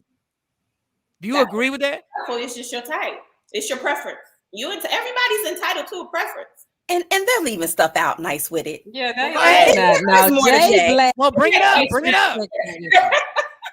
No, I know y'all sugarcoating it. What y'all say? Because Jay Black, there's a difference between a preference when you say I prefer, and then when you say I don't date nothing but. I will not date you because you are too chocolate. Now that's a different basket. Oh, she dark. Ooh, who taught you to hate yourself, Massa? What you mean? Believe this? I'm not even acknowledging this because that's so not true. Like you said, it's just a coincidence. If I dated light-skinned individuals, that's what I dated. That's it. I have nothing against myself or any one of you worse than the AKAs. You passed the paper bag test. Like you, it gotta be light, bright. But did he ever actually say he doesn't date women? He doesn't have to say it. Never. So he does stuff like dark-skinned lady, you would not entertain her. If she was attractive, she meet all your qualifications that you're looking for, you wouldn't entertain her? I absolutely would. That's why I'm not paying him no attention. He put it in the butt. I didn't say you wouldn't smash. I didn't say you wouldn't smash. I didn't say you wouldn't knock off. I said, would you date? Like openly date? Like this is the person that you're seeing every day, day in and day out. Not somebody, on a drunken stupor night that you done knocked off and then you like, ooh, what did I do? Would you be seen in public with her? Would you be out holding hands and kissing with her? Yes, and I have. Yes, I've talked to dark-skinned individuals. Stop that. What's her name? Oh my God! I want to know her name too. What's her name? I want to know her name too. I know you for almost 20 years. I ain't never seen you with no dark-skinned woman or no brown skin. It's always been light, bright, crystal bright. Thanks, Mo. You're welcome. You're welcome. First of all, for Jay to answer those questions, once again, Lady Q, nice with it. If you don't know, Lady Q is Jay Black's wife, right? What? Right. So we want to make this clear. Lady Q is I want to know. Lady Q is in the other room, and she's nothing to play with. She don't want to answer these questions, and I don't blame him. Like I wouldn't answer these questions either, because she'll come barging in that door. And this whole show will go somewhere different. Yeah. Now, so, Mike, NyceWitIt is dating right now. She's in. She believes in Shawnee that we should date. They should date multiple people. I thought that was interesting. That can you really commit and find that right one if they know you got other people you're seeing? So I don't know if NyceWitIt can speak to dating multiple individuals at the same time and those challenges. It's interesting to me. Yeah, like I said, you do yourself an injustice by putting all your time into one person in the dating era. Now, once you move into let's be exclusive, then there's something else. But if I'm just getting to know you, what if this other person that wants to get to know me as well, and now because I didn't entertain him, I've missed my opportunity on something real while investing in something that was just for play. Well, Jay Black has a rule in his past where he said after the third date, he knows if this is the woman that's going to take on the world with me. And that's when he's going to say, we need to be exclusive. So is the third date too fast? Is it I don't think so. I think in the first date or second date, like, oh, okay, we have a lot in common. This person has their head together. It doesn't appear that if they're consistent with giving me their time and attention, they're calling, they're texting, they're actually asking questions to get to know me, not just send me a picture, but asking questions, deep questions to get to know me. I like NyceWitIt is on it. Be exclusive. I think that he's serious, because usually the men are not the ones who's gonna verbalize that. Mm-hmm. The woman gonna be like, well, what are we? Oh, those are the famous last words. What we doing? Or what we doing? I already know at this point. Those are the other famous last words. Man that's interested in you is going to cancel out all the competition. Yes. To let you know. It will not be vague. Everybody else you dating, it's a wrap. It's over. All right, NyceWitIt. Let's get to it. I need to know. Okay. I'm not in the game. So I need to know. I need, because you're honest. Give me your 3 qualities. Then give me your 3 things that probably ain't qualities. I don't want to put a word on them because I know I got 3 things that I know these are my qualities, and I got 3 things in a relationship that these are not my qualities. I don't want to call them any. I don't want to make a word for them. But give me your 3 strong suits in a relationship. Like if you were selling yourself, you're like, these are the 3 things that I know I'm gonna sell this car right here. Financially literate. Boom. Good stuff. Good mother figure. Shut up, Jay. And compassionate. So you said financially literate. What was the second one? Good mother figure. Good mother figure, perfect and compassionate. All right, now let's get to the dark side. Give me the 3 because we all got the 3 where we're like, all right, we No on patience. no patience. No, okay, that's good. That's good. That's good. No patience. Blunt mouth. Blunt mouth. Oh, we shocked about that. I would have never thought that. You got to be kidding me. Blunt mouth. I didn't see that one coming. You know, sometimes I don't think about people's emotions because I'm so honest that my delivery sometimes is all off. Yeah, I feel you. I feel you. And not to be insensitive, but because I like to be transparent, it comes off in the delivery all wrong. So if the sex is bad, you just say it right then and there? Ooh. Baby. Hey, did you enjoy that? I didn't. Baby. Whoa. We don't need to do this, and this next time because that wasn't it. That was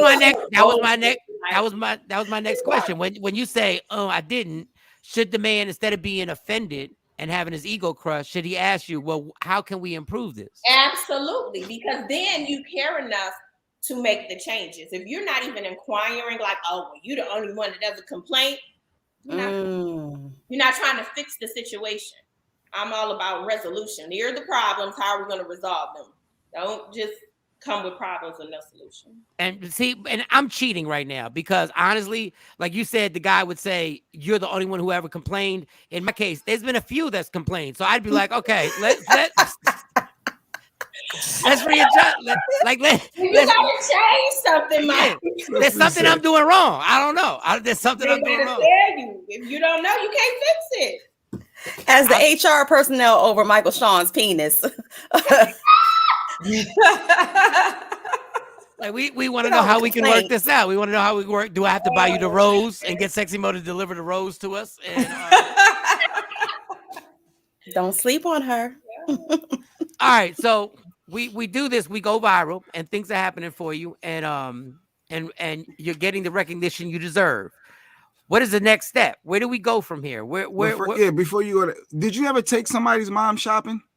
Like you said in the poem, have you ever done that? She's the babysitter. I'm going to always take her shopping.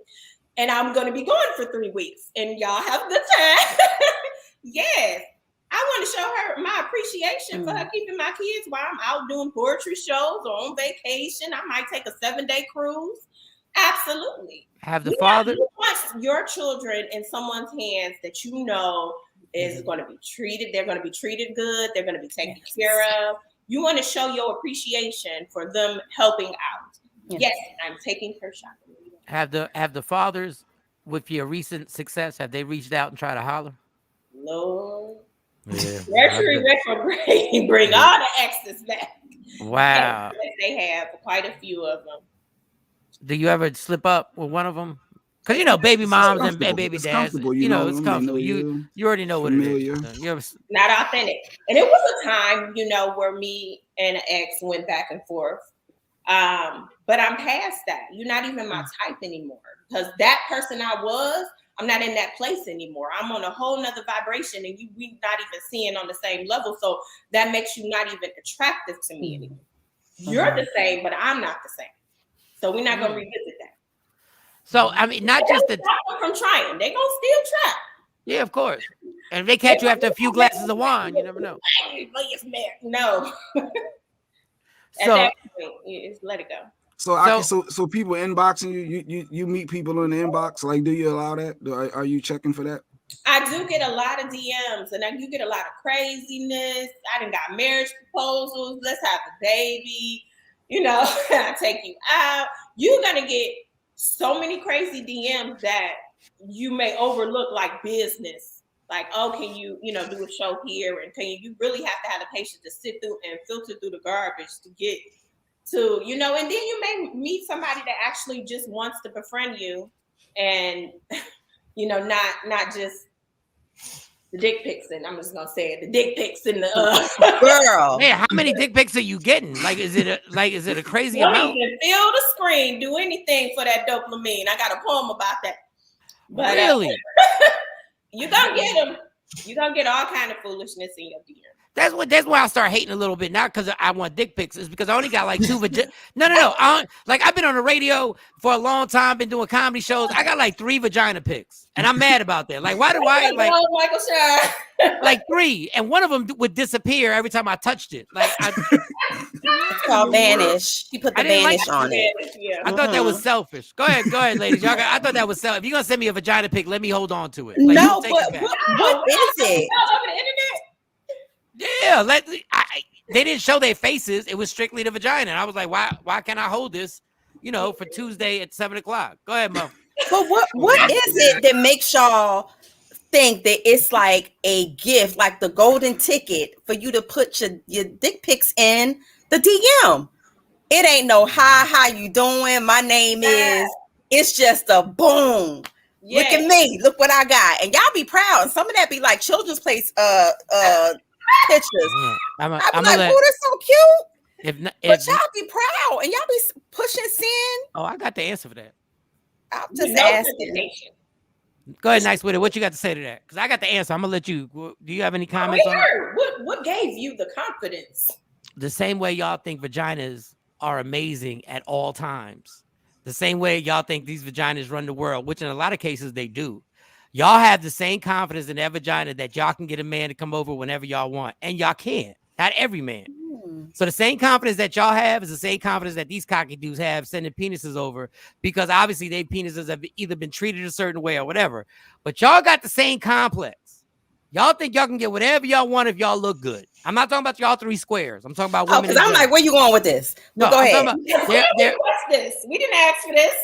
No. I'm talking about. You should have knighted us into this. No. I didn't. Mo said, why do we have confidence? And I say that it's not. I want to know what makes you do that. Like, what is it about? What is it that makes you feel like that's like the golden ticket?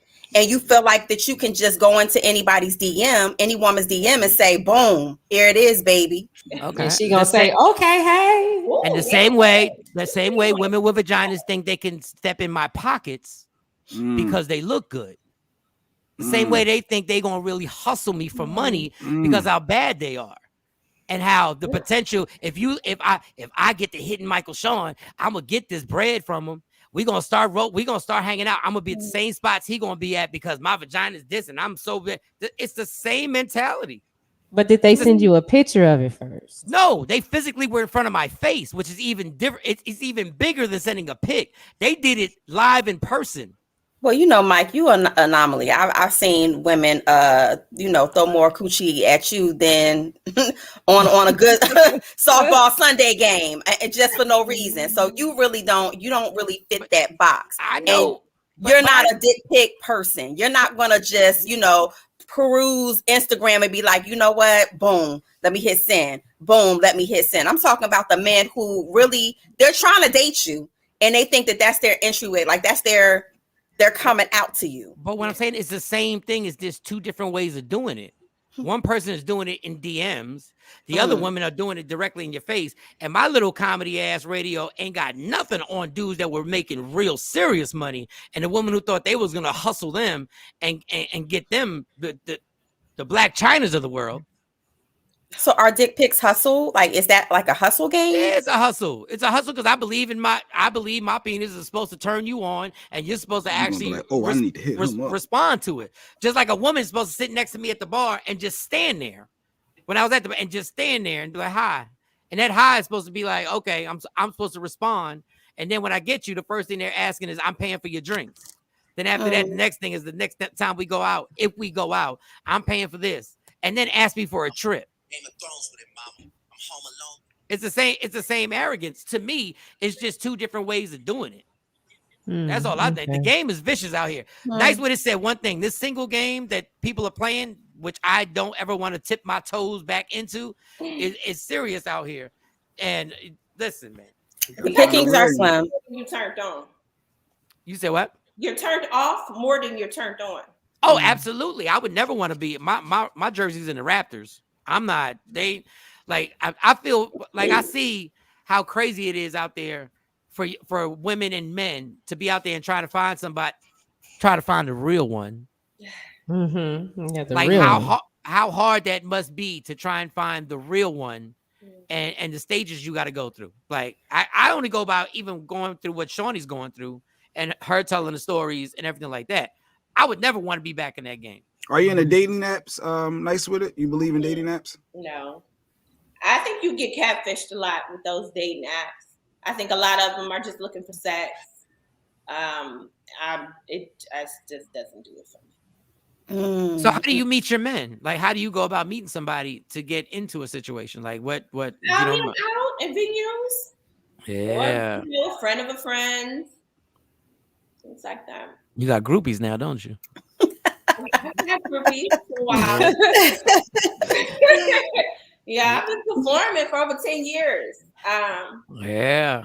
So that and then you get with people who just like the attention. Yeah. Or the potential of where you're going and not really authentic about you and getting to know you.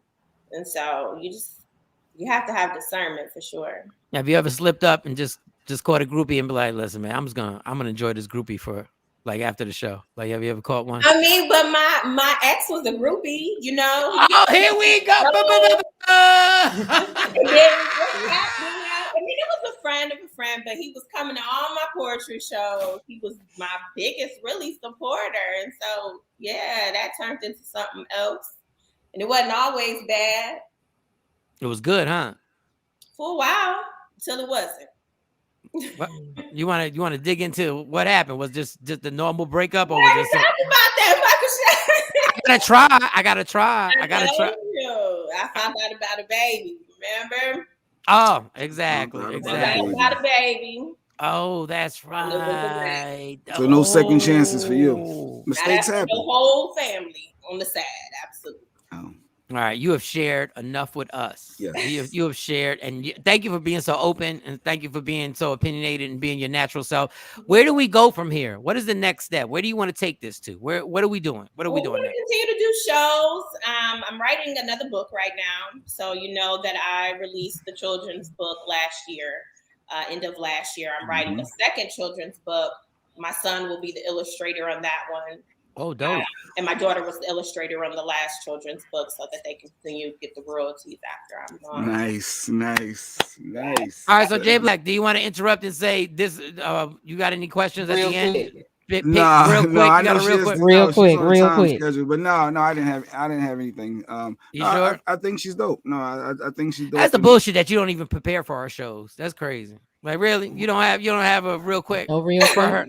You don't have a real quick for her? I didn't have any for her. If I do a real quick, it's gonna be totally all about sex. So you gotta.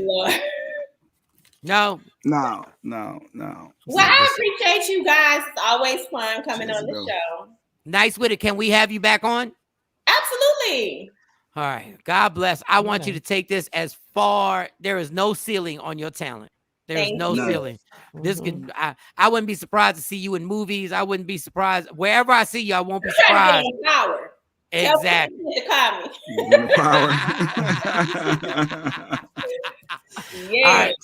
Nice with it, y'all. Y'all go to Instagram, and if y'all see on TikTok and y'all use the audio, you get money for the audio, right? When they use it, right? Absolutely. Use the audio, people, because you're the real one. Everybody use the audio. Shawn, I'm gonna do it. I got on my red dress today, so yeah. Come on, Shawn. I'm gonna do it. Put on your red dress. Yes, that's my favorite color. Nice with it. So I'm gonna do it. So I can do if I do it on TikTok, I can do the remix and just be the guy that you're talking, that you're gonna be the real one too, right? Yes. Okay. So that I can do that. You're making your facial expressions and right. Yeah. Okay. Ladies and gentlemen, the wonderful, amazing, beautiful, Nice with it. Thank you. Thank you.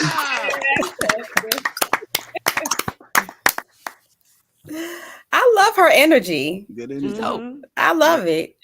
She's definitely dope. She really, you know what? The funny thing is she really represents like the whole struggle, like the honest struggle of dating out here and how hard it is. I appreciate her honesty.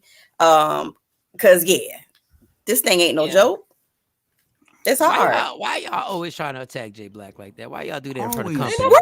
Why y'all do that In front of company? Yeah, we had company. That was company. Y'all know that was company. I didn't bring it up. You brought it up, Mike. Did I? You talked about preference. Yeah, you did. We didn't bring that up. You because did. y'all highlighting. I gave Why did I bring that up in front of company? We left it, but we left it like 30 minutes ago when Mike said, you know, let me ask you something, because they got these preferences. You know, he prefer. You burying this lie today, so you're not gonna bring it up ever again. That I'm a colorist is lie. That's what you're saying. So I didn't call you a colorist, but I did say that you have a problem with brown-skinned women. You have an issue with dating brown-skinned women, and it goes beyond a preference. That's all I said. And I said what I said. Why I'm dialing back for you? We're gonna have to have a conversation off the air because there's some things we have to. No, not in a bad way. Because I think Mo and Jay. Anytime Mike's defending me, you know it. Mike's defending. He know you know it's something. Oh, y'all best friends. I mean, but that's what you get, Jay Black. And honestly, let me just. That's what you get. No, that was fast. No, I'm saying this. I'm saying because even when you know something is not totally true, you still be going. Like you still be going. Like you be like you'll be going on other people. No. When it comes to a different subject, let's say it'll be a different subject, and he really don't believe that, but he's working the room. Jay Black will take silent stabs. You'll be talking about something, be like, yeah, if you wasn't something. You'll hear the mumble in the background, but he says it just loud enough so everybody can hear. That shit is hilarious. Oh, Kevin, let me tell you about. Let me read. I gotta read this to just let Kevin Kersey know this is where this sentence goes wrong. This is where you have to think of the structure and the meaning of what you're saying. Kevin Kersey said, I would like to see a panel of women on the topic of being submissive in a marriage. What's wrong with that? Because as a man, are you saying you want the topic of women, a panel of women on the topic of being submissive in a marriage? Are you talking about women being submissive? Because guys really can't create the panel, like to be like, I want to know why women are submissive. First of all, they are submissive. Can they be submissive? Or some women are not submissive. Yeah, and what is your understanding? What's your clear understanding of the true meaning of being submissive? And it's definitely not do as I say. So let's put that out there. Be careful what you ask for, Kevin. Be careful what you ask for. Well, technically, no. If you look at the dictionary definition. Oh, okay. I'm not talking about the Bible because ain't nobody going to the damn Bible because the Bible contradicts themselves on the second page. Here we go. Let me tell you, you know what the Bible's excuse for contradiction? Okay, Kevin. The Bible's excuse for contradiction is the Old Testament. They're like, that's the Old Testament. That the Old Testament is the cutthroat. Like, y'all wasn't supposed to breathe unless we told y'all to breathe. Kevin said we can go there, Mike. He okay, all right, Kev. You want this? I got this definition according to Webster. Submissive, an adjective, ready to conform to the authority or will of others, meekly obedient or passive. Okay. Yep, compliant, yielding, accommodating. Okay. So as a person, I would eliminate the word submissive from my diction altogether. Because submissive is I like to talk about the characteristics of that more so than focusing on the word, though, because in a marriage or a relationship, do you compromise? Yes. Compromise. Go look at the definition of compromise. Do you compromise? Yes, you do. Has a different definition than submissive. You compromise in healthy relationships. Do you sometimes have to yield yourself? Yes, it's healthy sometimes to yield, but you can't always say what you want, do what you want. In relationships, it doesn't work. Sometimes you have to dial it back. I'm writing these words down. And most write them all down. She said yield. Okay, yeah. Yielding is good. Yielding is good because yielding allows you to stop. It's a brief pause. It allows you to think about what's going on, what y'all talking about. So yielding, yes. Sometimes yielding your immediate knee-jerk response to someone is healthy. All right, that was a good save. You saved it at the end. Here's the definition according to Webster. As a noun, compromise is an agreement or a settlement of a dispute that is reached by each side making concessions. As a verb, same thing. Settle a dispute by mutual concession. That's compromise. That's different. All right. Kevin, tough today. All right, Kev. Men have to speak up, have guts, and not back down on touchy subjects. They are important to us at times. Look, I got people at the bar. The barber shop. I got people at the barber shop at Legacy Barbershop, which I'm supposed to have an appointment today. They believe the problem with relationships now is that women don't submit. So when you say have guts, not back down on touchy subjects, when you're talking about in a sentence with your mate, number one, there should be no level of one person has to back down because that's a control mechanism. When we're talking about relationship, somebody got to lead. Somebody got to lead.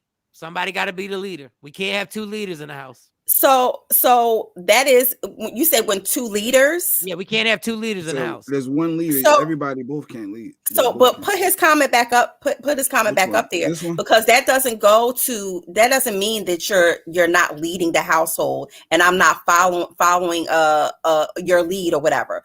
When he says you got to speak up and have the guts, you're talking about somebody who may feel like they're being controlled in a situation.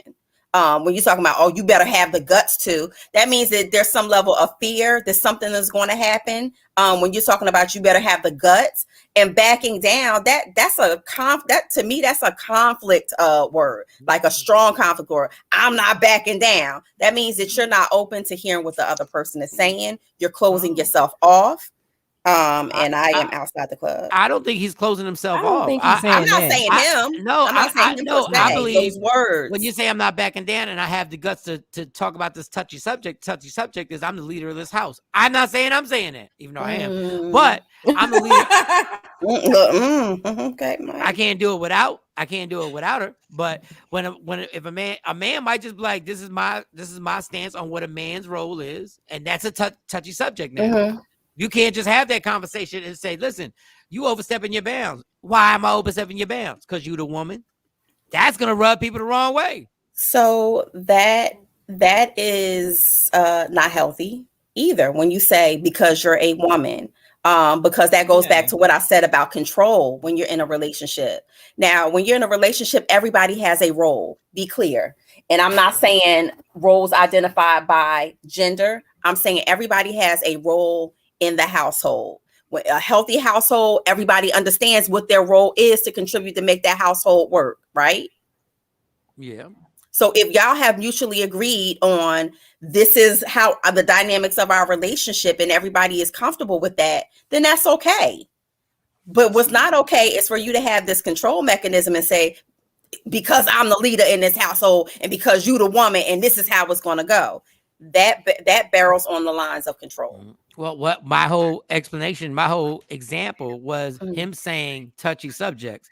Those are the touchy subjects that if you believe, you have the guts to actually say it, because it's not popular now. So the touchy subjects, you have to be I think I struggle with the words with the whole guts, because if you're in a relationship and you're saying talk about touchy subjects, that means that you have to have a healthy, open dialogue with your mate. That means that you have to have that type of relationship where you guys can come to the table and talk about things that are uncomfortable. Mo, he was talking about feel safe, but he was talking about touchy subjects on this show. To talk about touchy subject, you have to have guts. He was talking to me. You have to have guts to have touch these subjects on the show. Oh, I thought he was talking about relationship. No, but he was talking about relationship. Kevin, if Kevin want to jump on, Amir, you want to jump in? Amir said, jump on, because I need to black him out. In the comments, anybody can jump in. Everybody need to black him out, right? Because there's always going to be subjects and things that are I don't want to say touchy, but I will say make us feel uncomfortable talking about or bringing to the table, because you have a fear of whatever the outcome is going to be by bringing that to the forefront. I think that everybody has been there at one point or another. But when you say, I think what Kevin is saying is some men are intimidated of the woman and Like no, me, I got to have a strong man. If he ain't strong and he can't talk to me, that's gonna be a problem because it's gonna be some days that I need to be told, go sit your ass down and shut up. But that comment was the comment he made was made after I said you might not want to touch that as a man. Yeah, but he's about saying, the submissive. I mean, come on, yeah. Is that men won't say what's necessary, and then there's a problem in the relationship. Yeah, and they don't want to say it. Why? I don't know. Intimidation, I guess. No, ain't no intimidation. Is that the popular demand now is that a man can't be a man the way he used to be. But even why if he's not? even if he's holding everything down. If he's holding everything down, and even saying I'm going to run this household is looked down upon. Everybody turns their eyebrow up like women would be like, no, they do. Like maybe not y'all, they do. You can't trust me. You can't just say this in a right here in an area where everybody's there and be like, look, I'm leading this household. At the end of the day, you can chime in, but I'm gonna make the final decision. That's when everybody would be like, whoa, what do you mean? It's 50-50. It's her opinion. Make the decision. Well, I don't think that, and I don't think that it's always, I don't think that it's always 50-50. I think in every given situation, because in a partnership, in a partnership, sometimes, Mike, you might say, you know what, this is one for Stacy. Because this particular situation is something that I know that she is good at, and she will make the correct decision for whatever it is. So that doesn't take away from you leading the household. Who's coming on? Hey, good morning, guys. Hold on, what up, Amir? Yeah, we can hear you. Hold on, Amir. Go ahead, Mike. What I want to say is we're veering off the point. The point is if a man doesn't do that, if a man says, no, it doesn't matter if you're good at this. If I'm leading this, I'm going to make the final decision. That is something that's frowned upon in 2022. Well, not by me. Now, Shawnee's good with it. Oh, girl put up there. Oh, girl. And that was the funny thing. Oh, girl said, I like it when my hubby says, go sit your ass down somewhere. Okay. Say that to the masses of women and see what that response gets for the general amount of women. And say that and see what that. It's not a popular opinion anymore. That's why I agree with Kevin. That's why I don't even get into it. I don't even step in. Well, sometimes you have, I mean, if you've chosen somebody to be your mate and you're married to them, I would hope that you would choose somebody that has your best interest at heart. That's why you single, Jeanette. That's exactly why. What? You tell her to go sit down. She, I don't think so. Like, all right. I'm gonna pause, like I'm gonna pause for a minute and stand there and be like, okay. You see the amendments on it? You see the amendment? I'm gonna pause. Now I'm gonna pause. Yeah, because I'm doing too much. I got to think about it and be like, yeah, I'm doing too much. Let me go sit down. God bless. Go ahead, Amir. Amir, this is no disrespect, but they have passed my Black and Mild break. I'm just gonna take 2 inhales. So I'm not leaving the screen in no way because you know how I rock with you. Because I know you're gonna drop your jewels, but I will be right back. Now it's on you. You got 2 very intelligent, very stern-minded vaginas here and ovaries. So good luck with that shit. You have a good time. I'll be back. Hey, good morning, everybody. Good morning, Jay. Good morning, Shawn. Good morning, Sexy Mo. The funny thing is, first of all, y'all make me late every damn day. I be getting into work like, yo, but that's because, the topics and the things that you guys bring to the forefront are so pertinent to, everything that we're dealing with seemingly right now in this current climate. I didn't get a chance to see the whole interview with the young lady in the poem, but I'm catching bits and pieces of things. So I'm just going to chime in from the bits and pieces that I heard. One of the things that I think, and this is just me speaking for me, but the way I see things is I think one of the real reasons why we're having such a tough time in men and women relationships as it currently stands right now is because as a whole, not individually, but as a whole, we're not healing up properly. And we're not healing up from generational trauma. We're not healing up from family trauma. We're not healing up from childhood trauma. And all of these things just follow us through the course of our lives. And what tends to happen is in each and every one of these moments, there are triggered things that still trigger us. We think that we've healed or we've buried it, so deep in our, psyche that we think, it's never going to come up until somebody does something that triggers you. And then, you standing in defense of whatever.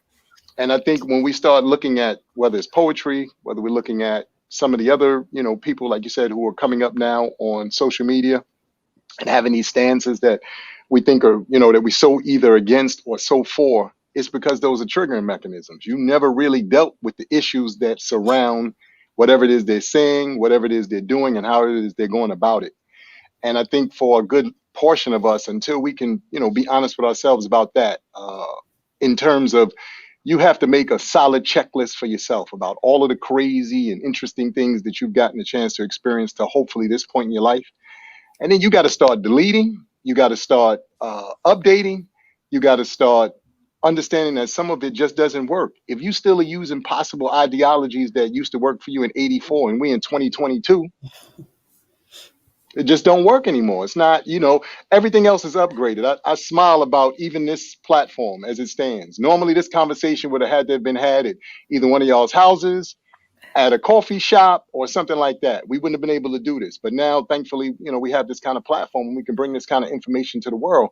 But the interesting thing about it is we don't understand how the world has continued to update itself, but then we don't update ourselves. All right, Kelly, I'm sorry, Mary, go ahead. I was going to say this, again, when you look at this platform, we now, right now, some of y'all might be on your laptop system. I'm sitting in my office on my phone, having this conversation with y'all. Do you remember when we couldn't sit on phones and have these kind of conversations? Or your phone was only the regular conversation where you held it to your ear and talked for hours and hours and hours until the sun came up or went down or whatever the case may be? So it just goes to show you that evolution is a constant thing, but we have to evolve also as human beings.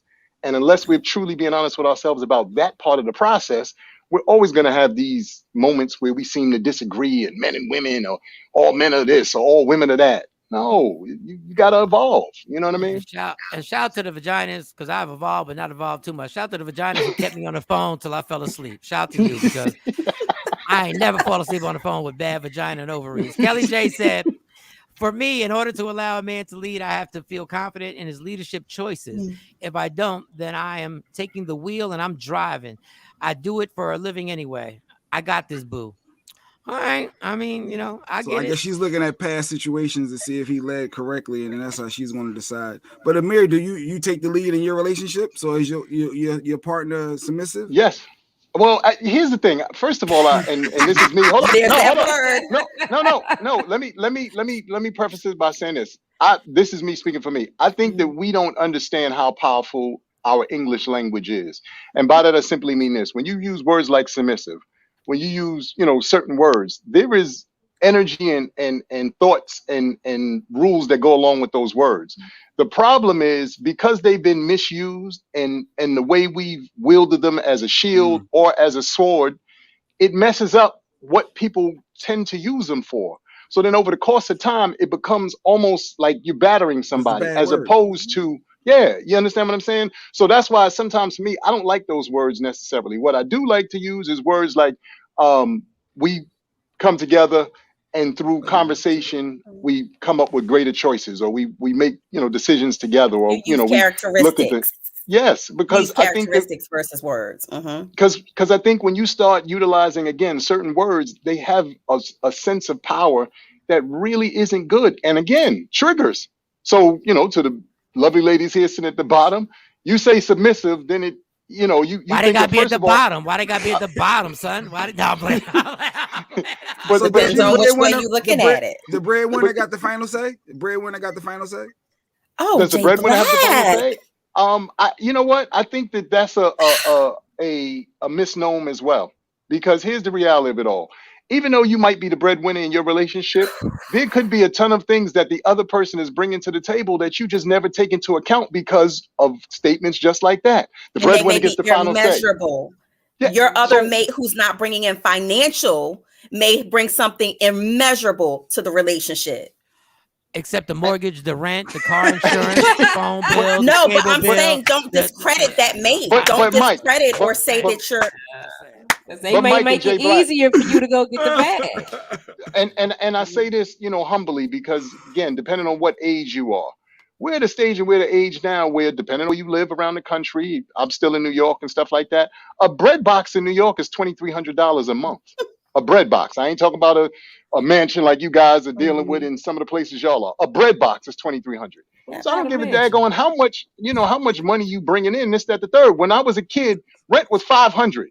Now, when you talking about the comparison of that time frame to where we are now, it probably is the same. But my point is, when you paying $500 versus $2,300, there are some disparaging differences on how you try to handle that situation.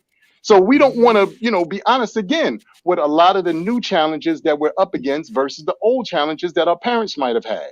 So that's why I smile and I laugh at half of this stuff, because I be listening like, really, that makes sense to you? So you didn't factor in none of the new things or challenges that somebody might have to be dealing with. So we're just gonna still go with that, like I said, old ideology of I make all the money, so I get to make all the decisions. Really? Really? I get what you're saying, and I actually go by what you're saying, and I implement that in my life. The only problem is when you're the person and you're the main breadwinner, we don't share the stress. If I lose this job, we don't share the stress. When I'm figuring out how much money we got for the next 4 months, that's me figuring it out. But Mike, you know why that? But you know what that is, Mike? Because again, we're not having the tougher conversations as a collective. We put in our heads that because I am in this situation, it is my job, it is my responsibility, and all these things to do things a specific way, as opposed to I got a whole other person here that I could probably bounce some things off of. Collectively, we could possibly come up with some other alternatives that would help alleviate it. But the problem is this. We're still dealing with old ideologies that we've learned in our past, and we still utilize them today as opposed to updating them. And I always laugh because leadership of your home doesn't mean that that's a lonely, only I can fix it or position. So there are multiple ways. There are multiple ways if you have those uncomfortable conversations, because sometimes in roles we have our own idea of what those roles entail. And if you have that conversation with your mate, 9 times out of 10, they're going to debunk all of the things that you think in your mind you're responsible for, or it's your job or role to do. That 9 out of 10 times is so not put by the Surgeon General, because when fuck all that 9 out of 10 times and all that stuff. I don't care. Like Kelly J said, what if the woman is the main breadwinner? Guess what? She got the pressure that he can't understand. There is a level of your responsibility changes when these lights staying on is based on my paycheck. If it's the woman or the man, I don't care who it is. We can make this whole happy kumbaya. Oh, we'll come together and make these choices and all this other stuff. If I lose the job, the choices are made.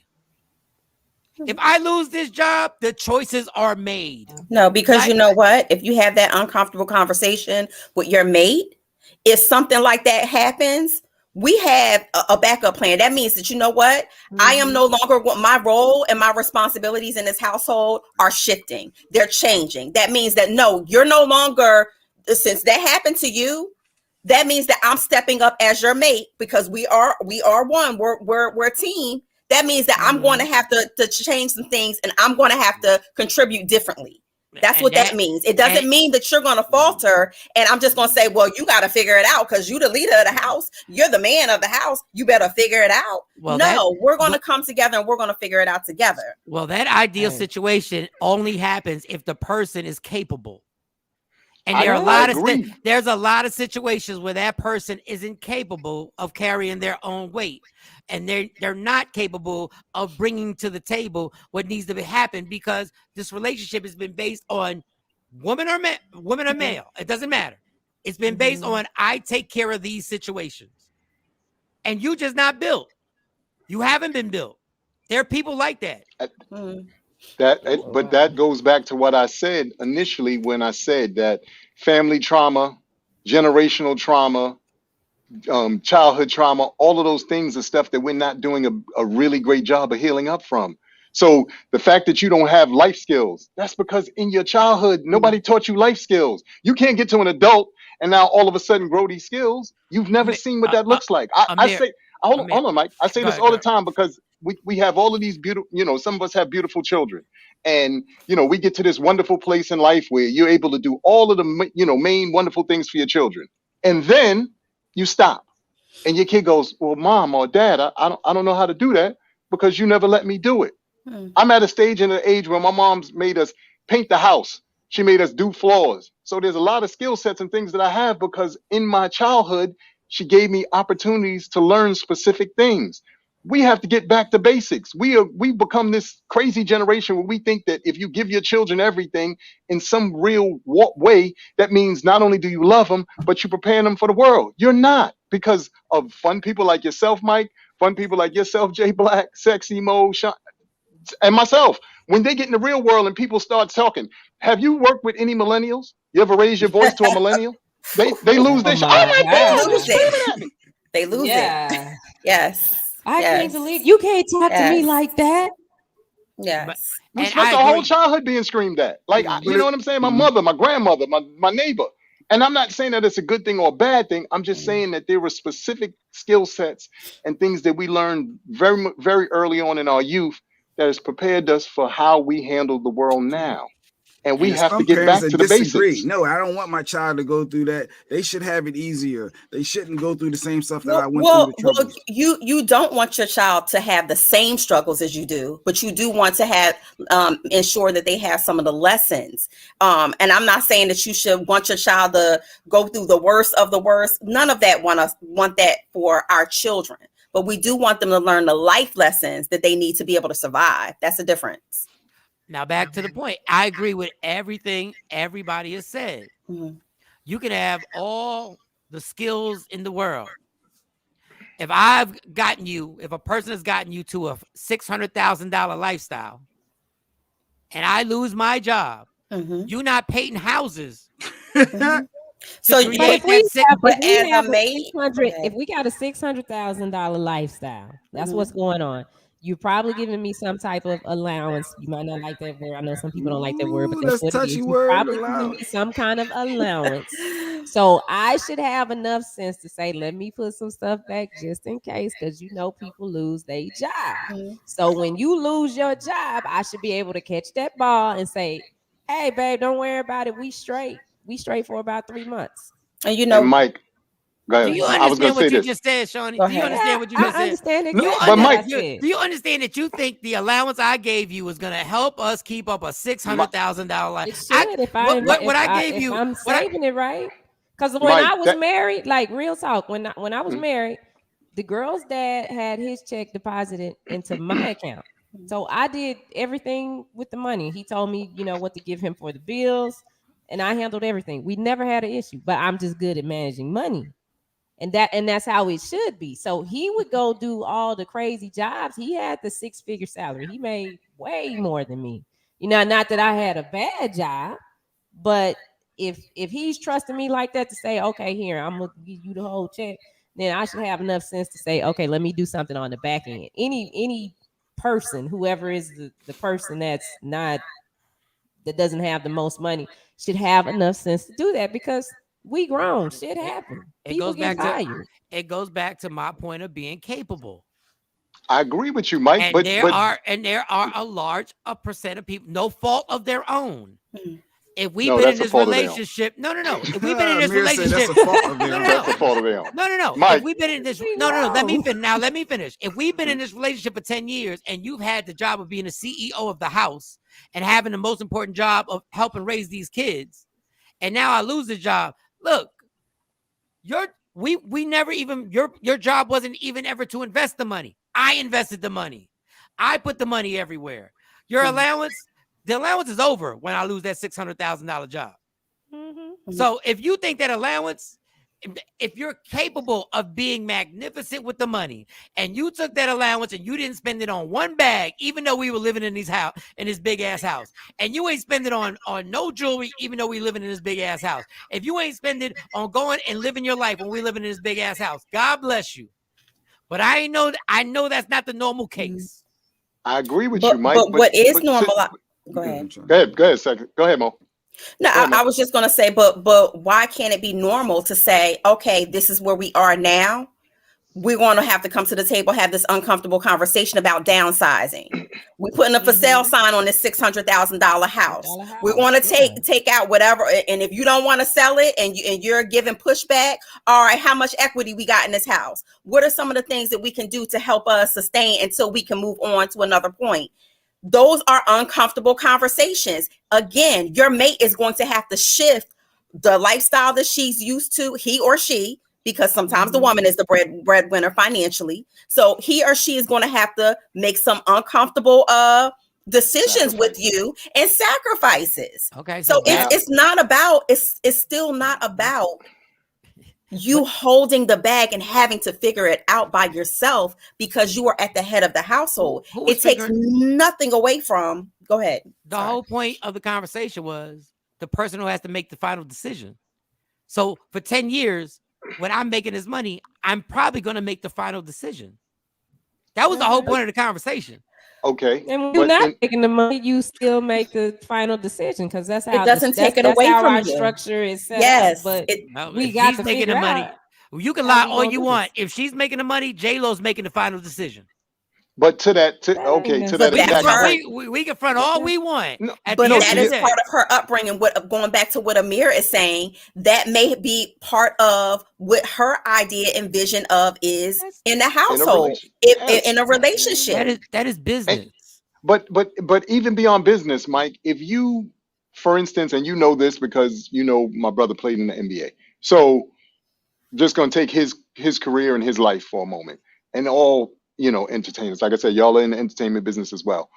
But when you're in the entertainment business, you mentioned having a $600,000 lifestyle. First off, partial in part, that should have been a conversation when the relationship started. See, we start off on the wrong foot in a lot of ways.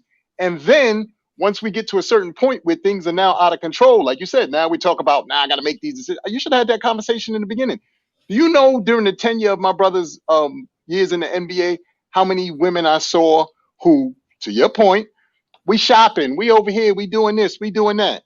Husband either got killed, died, or something like that, or he stopped making that kind of money and everything went to shit just as quickly as whatever. But that's because you at no point thought to yourself that just shopping, as we see on these various shows, Basketball Wives and some of this other foolishness, that's the problem. You have a skill set, you have other things that you could do. And as opposed to you taking a moment to go, let me hone these skill sets. Let me start a business. Let me do other things that will prepare me for, God forbid, if anything goes left, we're not doing that. Why? Because I'm in the limelight. I'm the mate of such and such. I'm the mate of such and such. So for me, that makes me somebody. Who are you without that person? Who are you when you don't have $600,000? Who are you when you don't have $20? See, part of it, like this is why I said, our inability to heal up from a lot of things that we have been unfortunately privy to and models that we have seen have shaped so many of us and keep us in the spaces that we're in. But until you want to have that real conversation, and I'm not talking about the conversation with your mate yet, I'm talking about the conversation with the person you look at in the mirror every day and make those adjustments, all the rest of it doesn't even make a difference. But that's not what we want to talk about. We want to talk about all the stuff after the fact. And I'm like, when I start listening to your conversation or you start telling me about the things that's going on in your world, and I start really listening to how you handle yourself and things that you do, it's not the other person, it's you. But you never addressed those things. So if you don't do that, then how do you expect to fix it? How? No, facts. Everybody. Relationships and roles is difficult. It's difficult because everybody comes with a level of baggage. Everybody comes with their own personal ideology. So it's very difficult. And you do have to have those difficult conversations, or I hate to say difficult, so let me rephrase that. You have to have the uncomfortable conversations because they make us feel uncomfortable. It exposes you. It makes you vulnerable. It makes you somebody able to judge you on how you perceive things. So relationships are hard. Yeah, I wanted to talk about it. I wanted to talk about vaginas that had Fiji water coming out of them. Relationships, though, are journeys, and they're ongoing journeys. And I say that because, nobody's the same. Just like NyceWitIt was saying earlier, you change, you evolve, and the person who you are with has to grow and evolve with you, or it's going to end in either divorce or separation, or end up with two people in the household just looking at each other and rolling their eyes every day. You know So, what? You know what you said, and I always say this, and it goes back to what Amir said in our past. You know, one comment that I always have a problem with is a statement when it says relationships are hard. They're not supposed. The funniest way. I use it. I've grown up saying, "Yo," I've heard my parents relationship, and I always think to myself, I don't think relationships should be hard. I think you should have work. I think, I don't think they should be work like that. But it's work, because if you're working toward, I'm frozen on here. You're working towards a common goal, Mike. So when I say work doesn't have to necessarily be daunting, right? No, but everybody, not just you, everybody says relationships are hard. They're not supposed to. No. We're just used to our parents going through hard shit with each other. They're not supposed to be hard. I see relationships. Now, I'm not saying they don't have obstacles when it comes to, all right, we gotta work towards getting this, or we gotta get this life insurance, we gotta get car insurance, but hard just being with each other. Yeah. No, now that's a whole nother topic. That's a whole nother topic. That's a whole different thing. Like, it's just hard being like, you got to go through stuff. You're not always gonna, and you're not always gonna do, and things are gonna happen. And you're like, I don't think a relationship. I don't think you should be wasting time in a relationship that's hard. I just don't. Like, we go to jobs not all the time. It's going to be hard. I guess looking at LGL's comments. Real talk. Yeah, shout out to her. That's B Love. She's going to be on the show with us Friday. So I guess it's supposed to be difficult at times, just not all the time. Yeah. Oh, yeah. Yeah, that's her. Oh, dope. That was she did let me make sure I get it right. If I'm wrong, I'm sorry, because I watch a whole bunch of stuff. She did the topic on ghosting. Was that the one? Yes. Yeah. Yes. Yeah, she was amazing. She's amazing. We can't wait to have her on the show. But like, people go to jobs that are hard. Like, we use the same adjectives going to work that we do being in a relationship. And I've used it a ton of times. Like, I think Amir touched on it earlier when he said the power of words, and how, the true definition of them have shifted. And because we've abused the word or kind of used it casually, like I just did, it makes it, perceivably like a bad thing. And so that's why I'm saying relationships don't have to be hard in that way. But I do believe that, along the journey, like she just said, you're going to have uncomfortable situations. You're going to have, pebbles in your foot, in your shoe, so to speak. There's going to be some difficult times that you're going to have to come together and figure it out. And I think that that's where a lot of the difficulty lies, because y'all are two different people. And if you, like what Mira was saying earlier, if you haven't come together already and had some of those conversations beforehand, or before you get married, or even to that point, you can be in trouble. And here's a no segue, y'all. There's a no segue zone. I'm just caught up on terms that I hate. Another term that I hate: sticks and stones can break your bones, but words will never hurt me. That is the biggest fucking lie in the world. That is the biggest lie in the world. Words are the most vicious, like Amir said, powerful thing. Words have started wars. Like verbal abuse is so crazy. Like, I love my dad, and my dad loves me. The shit he said to me when I was a kid was so unhealthy. Like, was so staining in my brain, because you say things to people. Those are the most powerful things you can say. I literally can fuck up a person's self-esteem for years based on the words that you tell somebody. So I hate that. Sticks and stones. Like, I understand now. Like, when one of my kids say somebody was talking slick to him in school, I take that as you punch my kid in the face. It's not so you go on the emotional side of hearing words that can shape you and mold you, but that quote was meant for you're not supposed to put your hands on nobody if they say something slick. That's not what it was. It was supposed to. Ding. Here we go in this corner. That's not what it was. Go, Mike. Sticks and stones can break my bones, but word, that means I'm supposed to not let words affect me ever. Correct. You're not. And that's bullshit, because as a kid, that's what you're telling them. Don't let somebody say get you out your box, get you out your square and ready to. But then you just said yesterday when we watched the girl at Walgreens You just said as she ripped up Walgreens, you said the words disrespected her and she was justified in lashing out. Where are we going with this, Jay? But here we go with taking words and interpreting them to our own experiences. Words aren't supposed to allow you to but take they do. Words or you go what physical. What they're supposed to do and what they do, or else we wouldn't be so pissed off at Donald Trump. Words weren't supposed to hurt us. All he said was they were good people on both sides. They ain't supposed to hurt us. The words are the most powerful thing you got. He also said you should grab women by the pussy, but I mean. All right, y'all. I'm tired. Words out of context. Out of context don't work either, Mike. Absolutely. Words out of context don't, but hey, but once again, words are super powerful. Out of context, in context, taken the wrong way. They are amazing. Politicians run entire countries off of what their words say. People get manipulated. Look, relationships. Thank you, Mike. All like everything, you know what I mean? And that's why, you know, I really always think to myself about that part of the equation. Like I said, to me, life, you know, this journey called life has so many equations and has so many, you know, things that factor into how we, you know, totally come up with the ideologies that we come up with.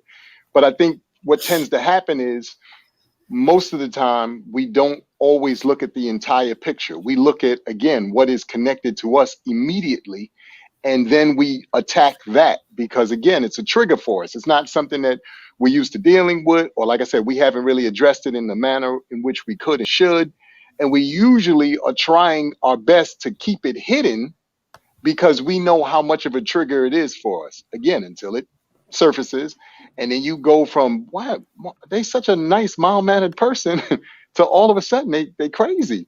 No, they're not crazy. That was something that they never really addressed. They buried it because burying it for most of us, and especially in our community, you guys touched on this, I think, earlier in the week when y'all were saying how, you know, we don't go to therapy and this and that and the third. And we don't, you know, everybody till this day, we still like, I don't know about that. Not sure if I want to go to therapy, tell some total stranger my business. And it's like, look, we do that. Even, you know how many memes I see even with that? Don't be telling people your business. First of all, if, you know, to some of the other points that you guys make on your show from time to time, if transparency is transparency, what difference does it make? People are going to judge you no matter what, whether you tell them stuff or whether you don't tell them stuff. They're going to judge you. So all of this trying to, you know, keep certain things hidden and for what? Look, if you feel that way about me, God bless you. There's nothing I can do about that. So just don't say your mom to Mike, because Mike is going to fight you because you said your mom. So Mike is going to be ready to fight because your words was mightier than the sword and the sticks and stones. Get out of here with that. You should be able to, you ain't getting. How'd you manipulate people in your life? Did you choke out chicks or did you manipulate them with your words? Manipulate them. No, what did you do? How did you manipulate them, Jay? How did we manipulate? How did we manipulate women to do? Did you grab her by the face and say, "You gonna listen to me"? No. I want to know. I want to know. Every guy in our 40s, no. How did we manipulate women? Williams Chicken. Williams Chicken, what up? Williams Chicken, what's up? Yeah. The most powerful thing are the words that we use to manipulate people to do what we want them to do. It wasn't physical. I'm 5'7". I never physically intimidated anybody. I manipulated the hell out of them with my words. I got them to believe what they wanted to believe. I got them to believe what I wanted them to believe. In turn, I made them believe what they wanted to believe because I knew what they wanted to believe. They wanted to believe we're exclusive. I knew you wanted to believe that. So my words got you to believe it, even though I knew I was a lying fuck when I was doing it. Well, the success of a massive manipulator is to find out what their victim, you know, what tools to use to manipulate their victim. And I say victim because anytime you use manipulation to control somebody or to get what you want, that's victimization. Every time we called the chick a hoe, we manipulated them. We made them believe from the time they were in high school that if they did the same thing we did, they were hoes. And we got them manipulated in the game that, you need to be loyal because if you go out there and start being with other guys, even though I'm being with other women, you're going to be a hoe. All right, my last statement and then we're done. Black and Hispanic people, stop saying you transparent when you the same people who sat there and said nothing, everything that happens in this house stays in this house. Thank you, Mike. Thank you, Mike. Thank you, Mike. That's a classic, Mike. That's a classic. That's a Well, classic. go on here, stay here. You don't tell nobody our business. Yeah. Oh, you got the nerve to tell somebody how you got that mark on your arm? That stays in the house. That's classic. And now 2022, everybody's like, we're gonna be transparent. Shut your fucking ass up today. All right, y'all. All right, Amir. I'm gonna see you. Hopefully, I'll see you later on Box Seats. Yes, sir. And pleasure Morning always team. having you. Do women ever get on box seats? Like, do y'all ever have women on? Because I hear about all of this. You have to know sports when I watch Jay that show, Black. Ain't nobody talking to you, Jay. Are you on Box Seats, Jay? Are you on the show? Are you on the show? Are you? We on have the had. show? No, I watch and I know that you got to know Okay, sports. so we talking to the people that's actually on the show. Thank you, Shawnee. I'm not. It's too late. Thank you, Shawn. To clear the air, Amir knows we have had women on Box Seats. Yes. Okay. Yes. I just, inquiring minds wanted to know because I hear all this fun you guys have on Box Seats and talking about sports, and just curious. You gotta watch it. And some of them knew about sports, and some of them were like, I don't but give I've a never damn about seen sports. I've never seen a woman like in the square, so I was just wondering if I missed that. You ain't never been in my apartment. They be in this square all the goddamn time. I'm playing. All right, y'all. We're done. We're finished. We still didn't get you. Do you have a story in allegedly? Because we do have a few minutes. I'm being lazy. I do. Paul Wall came out and he was talking about how the reason why he didn't grow up with his dad, and I found it quite interesting. Well, we don't know if these stories are true. They're all alleged. They can be lies. They can be whatever, but we will retract them the minute we find out they're not true. So, Sexy Mo with allegedly. Let's go, Mo. Let's get this one Paul Wall story because I think this is interesting. Quick second. Quick second. Yeah. I got to dip out because I actually have to do some work now. So yeah, he's at work. Thanks for popping in. Thanks for popping in. Well, I just want to say thank you guys for presenting me on here. He got a night job. He got a glass door. Y'all didn't see him stand up and open the door and tell his employees, "Be quiet. I'm on a conference call." So I just want to say I appreciate you guys. Y'all have a wonderful day. Blessings to you all. All right. Yes, you too. You too. All right, this is interesting. So Paul Wall is sitting down on a podcast with Quincy. Yes, QDZ. QDZ. Yes. So go ahead. And so, he said that, he didn't, know his father like that. He didn't grow up with his father. He said he found out that he was a child molester, but not until he was older. He said his father left his mom when he was like 5 or 6 years old, and he never really found out what happened. So I guess, in a conversation with his mother, he said, I never knew what happened. What happened? Like, where did he go? Whatever happened to him? And he said that, I found out a lot of horrible things about my biological father. He was a serial child molester. Which again, when you're growing up without your father and you don't have these, that's the last thing I think that he would have thought that would have come out about his father. He said his dad ended up kidnapping a girl. They started a relationship when she was 13 years old. And that allegedly when she was 14 or 15, he married her and they went to Canada. And Paul Wall said that's the last time he ever saw him. Now, when you say serial, I'm picturing him molesting little kids. Multiple underage. Yes. Oh, so he was dating underage. No, he was doing everything to underage girls. Oh, wow. Allegedly. Well, that's from Paul Wall. Yeah. Go to the video. Paul Wall said it on the podcast with Q and F over there. So that was a disturbing story. Like God, talking about transparency. Right. And I applaud him for sharing his truth. I don't know. He also shared, and he said that when he was younger, that his mother had him and his sibling paranoid, thinking that they were always going to be kidnapped or something like that. So, I found out that's traumatic. That's traumatic growing up in something like that and not knowing and then really finding out like, okay, this is why this happened, or this is why my mom was acting a certain way. This is why we were always anxious and paranoid, as kids, because this was going on behind the scenes. So I assume Paul Wall is not his dad, not in his life now. No, he said the last time that he saw him was when he left, when he married the young girl and moved to Canada. That's a crazy story. Because what if your father reaches out to you, finds your number, and calls you? But it's still your dad. That's a tough conversation. That's a tough conversation.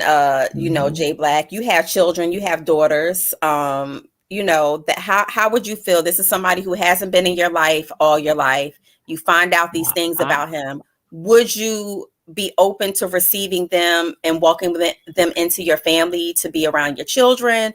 I'm pretty sure all those things will go through a person's mind, right? But you only get one dad. You only get one mom, as they say. So I guess you got to be open to that dialogue to hear what he has to say, and you know, in his defense. And I don't know if you could just completely shut somebody completely out when they have that many allegations, true, false, and I don't know. But it's still your pops. If I found out your dad had relationships with under 12-year-olds, those are kids. Those are kids. When people say underage, those are kids. 12. Jeez. That's Carly and Tamron. Godly. Damn, yeah, when you put a face to it. Yeah, that's Carly and Tamron. Man, they ain't got no sense. What you mean, a relationship? That's taking Carly and taking her to Canada, marrying her, kidnapping her, and marrying her. How about this? My answer: I don't wish that on anybody. That's why I don't wish anybody to be in a predicament like that. And I know there are probably millions of people who are in that situation where their parent did something to a kid, or their son did something to a kid. I don't know what you do, y'all. Yeah, it's different. Kids are different. That's like all the crimes in the world. It's something about kids. It's just because for some reason, let's say your father killed an innocent man on purpose. Why is it's easier for us to keep the relationship with your father then, even though he killed an innocent man on purpose?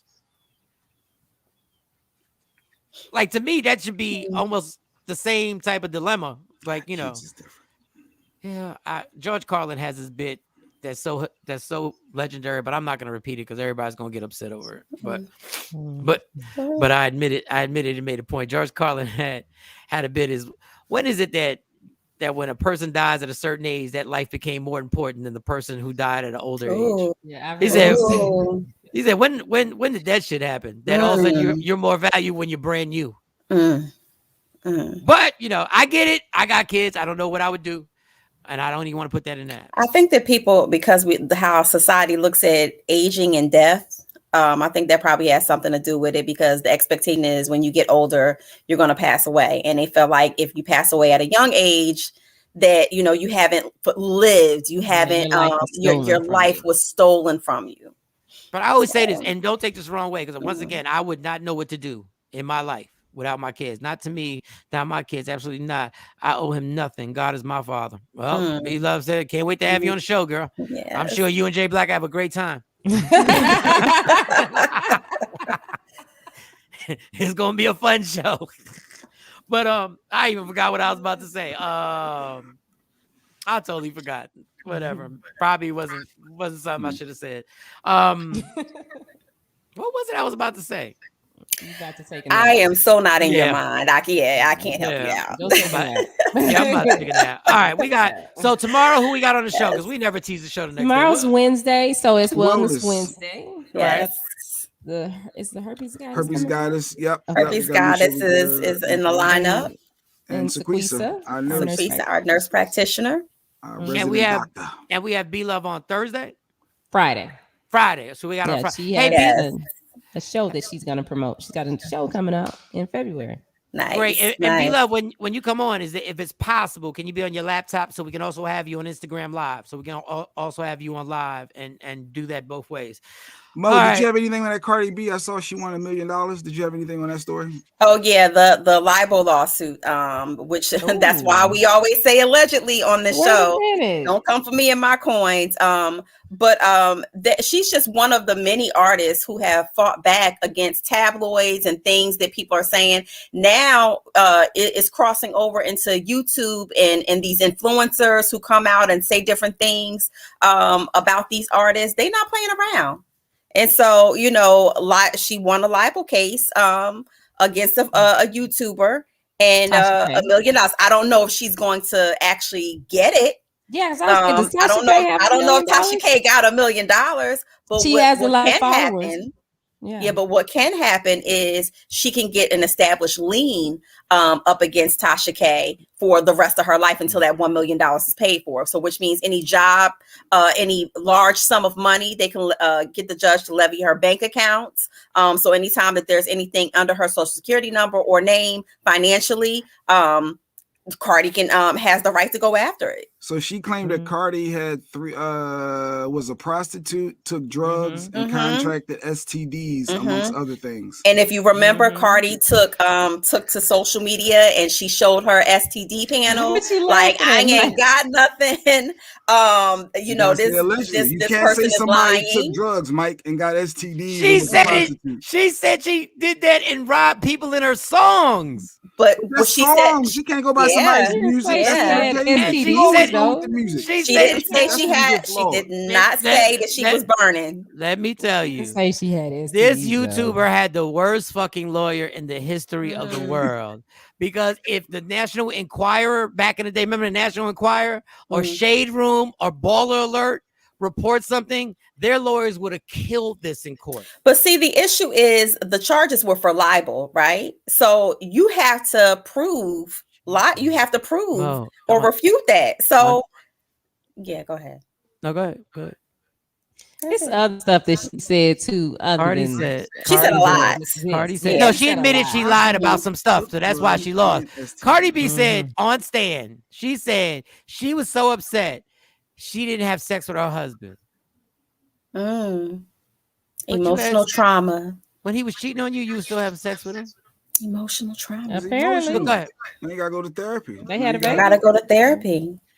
You know what? I'm about to file a lawsuit for what's on her songs and how they're affecting my kids against Cardi B.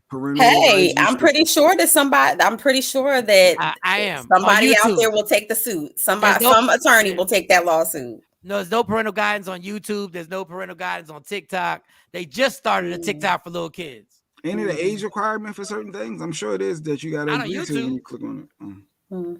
Not to watch it. And there's so many ways around some of these little censors and things that they have on social media. That is it even worth it? Yeah, God bless. I like Cardi B. I just think hey, she must have said something that rubbed Cardi B the wrong way for real. It wasn't just one time though. It wasn't just one time. So yes. But you're famous for being a stripper at one of the craziest strip clubs in the Bronx. That'll make you a prostitute and doesn't mean that she's a prostitute. I've been to that strip club. Yeah, but the same YouTuber did the whole thing on Nene and cheating on Greg while he was dying of cancer. She interviewed the boyfriend that was messing with Nene while Greg was dying. Yeah, she was right. Allegedly. even though the man that she was cheating on, we do know that she's with the man that she was cheating on Greg with, and he's married. Well, it's two of them. No, it's the young boy. The young boy was messing with her, and then she started messing with the married man, and the young boy. And this is on the podcast, on her podcast. Says allegedly. The young boy said he was at the funeral. He helped. No, he said he didn't go. Yes, the young boy said that on the podcast. No, he was at the repast. He helped set up the repast at the club. Messy. Mike's knowledge. Messy. Set up the repast. Allegedly. That's what friends are for, I guess. Yeah, that's what friends are for.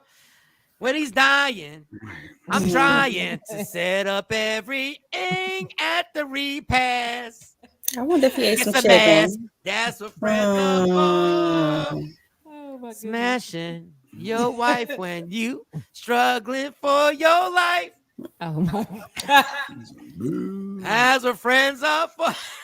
Put the battery in Put the battery in his bag. Let me tell you what society. Let me tell you, this is the last statement. Society likes acting like doing ain't shit stuff, but hate when the ain't shit stuff gets exposed. Oof. Say that again. Society loves doing ain't shit stuff, but hates when the ain't shit stuff gets exposed. Oof. And I speak from motherfucking experience. is fun until your shit comes out in the laundry.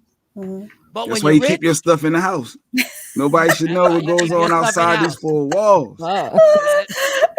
Jay Black got the only key to the skeleton closet. Only one. Keep some bones in there. So he said something crazy on his show. Until he says he likes Shawnee's hair, and then all of a sudden he gets cold. Well, y'all know Jay Black don't like dark girls. Yeah, it all come out now. It all come out now. Yeah, he don't like dark skinned women. It'd be better. No, we got a rule on the show. I don't know how this rule came up. We cannot compliment Shawnee Scott at any time. Don't do it. Well, we can because we like chocolate people. Now, Jay Black, Mike, you compliment me all the time. Ain't no problem. And then everybody said, "Oh, Mike," they was comment. Oh yeah, y'all had a secret relationship. Mike, well, that deacon and deaconess picture that y'all took in all white is what set it off. I'm just saying. Should have never done that. Set it off. That set it all off. I said, "Damn, shit." All right, y'all. This has been great. Everybody be safe. Love me for who I am, not who you want me to be, because I can never be that. And understand there's only one thing in life that's guaranteed it will end. So enjoy every minute, every second. You fight for everything, parking spots and all types of nonsense. Fight for your happiness and never let somebody take that from you. It's Michael, Shawn, Jay Black, Sexy Mo, Shawnee Scott. We'll see y'all tomorrow. Yeah. Michael, Shawn, and the Takeover Legends, where the truth hurts, but also makes you laugh.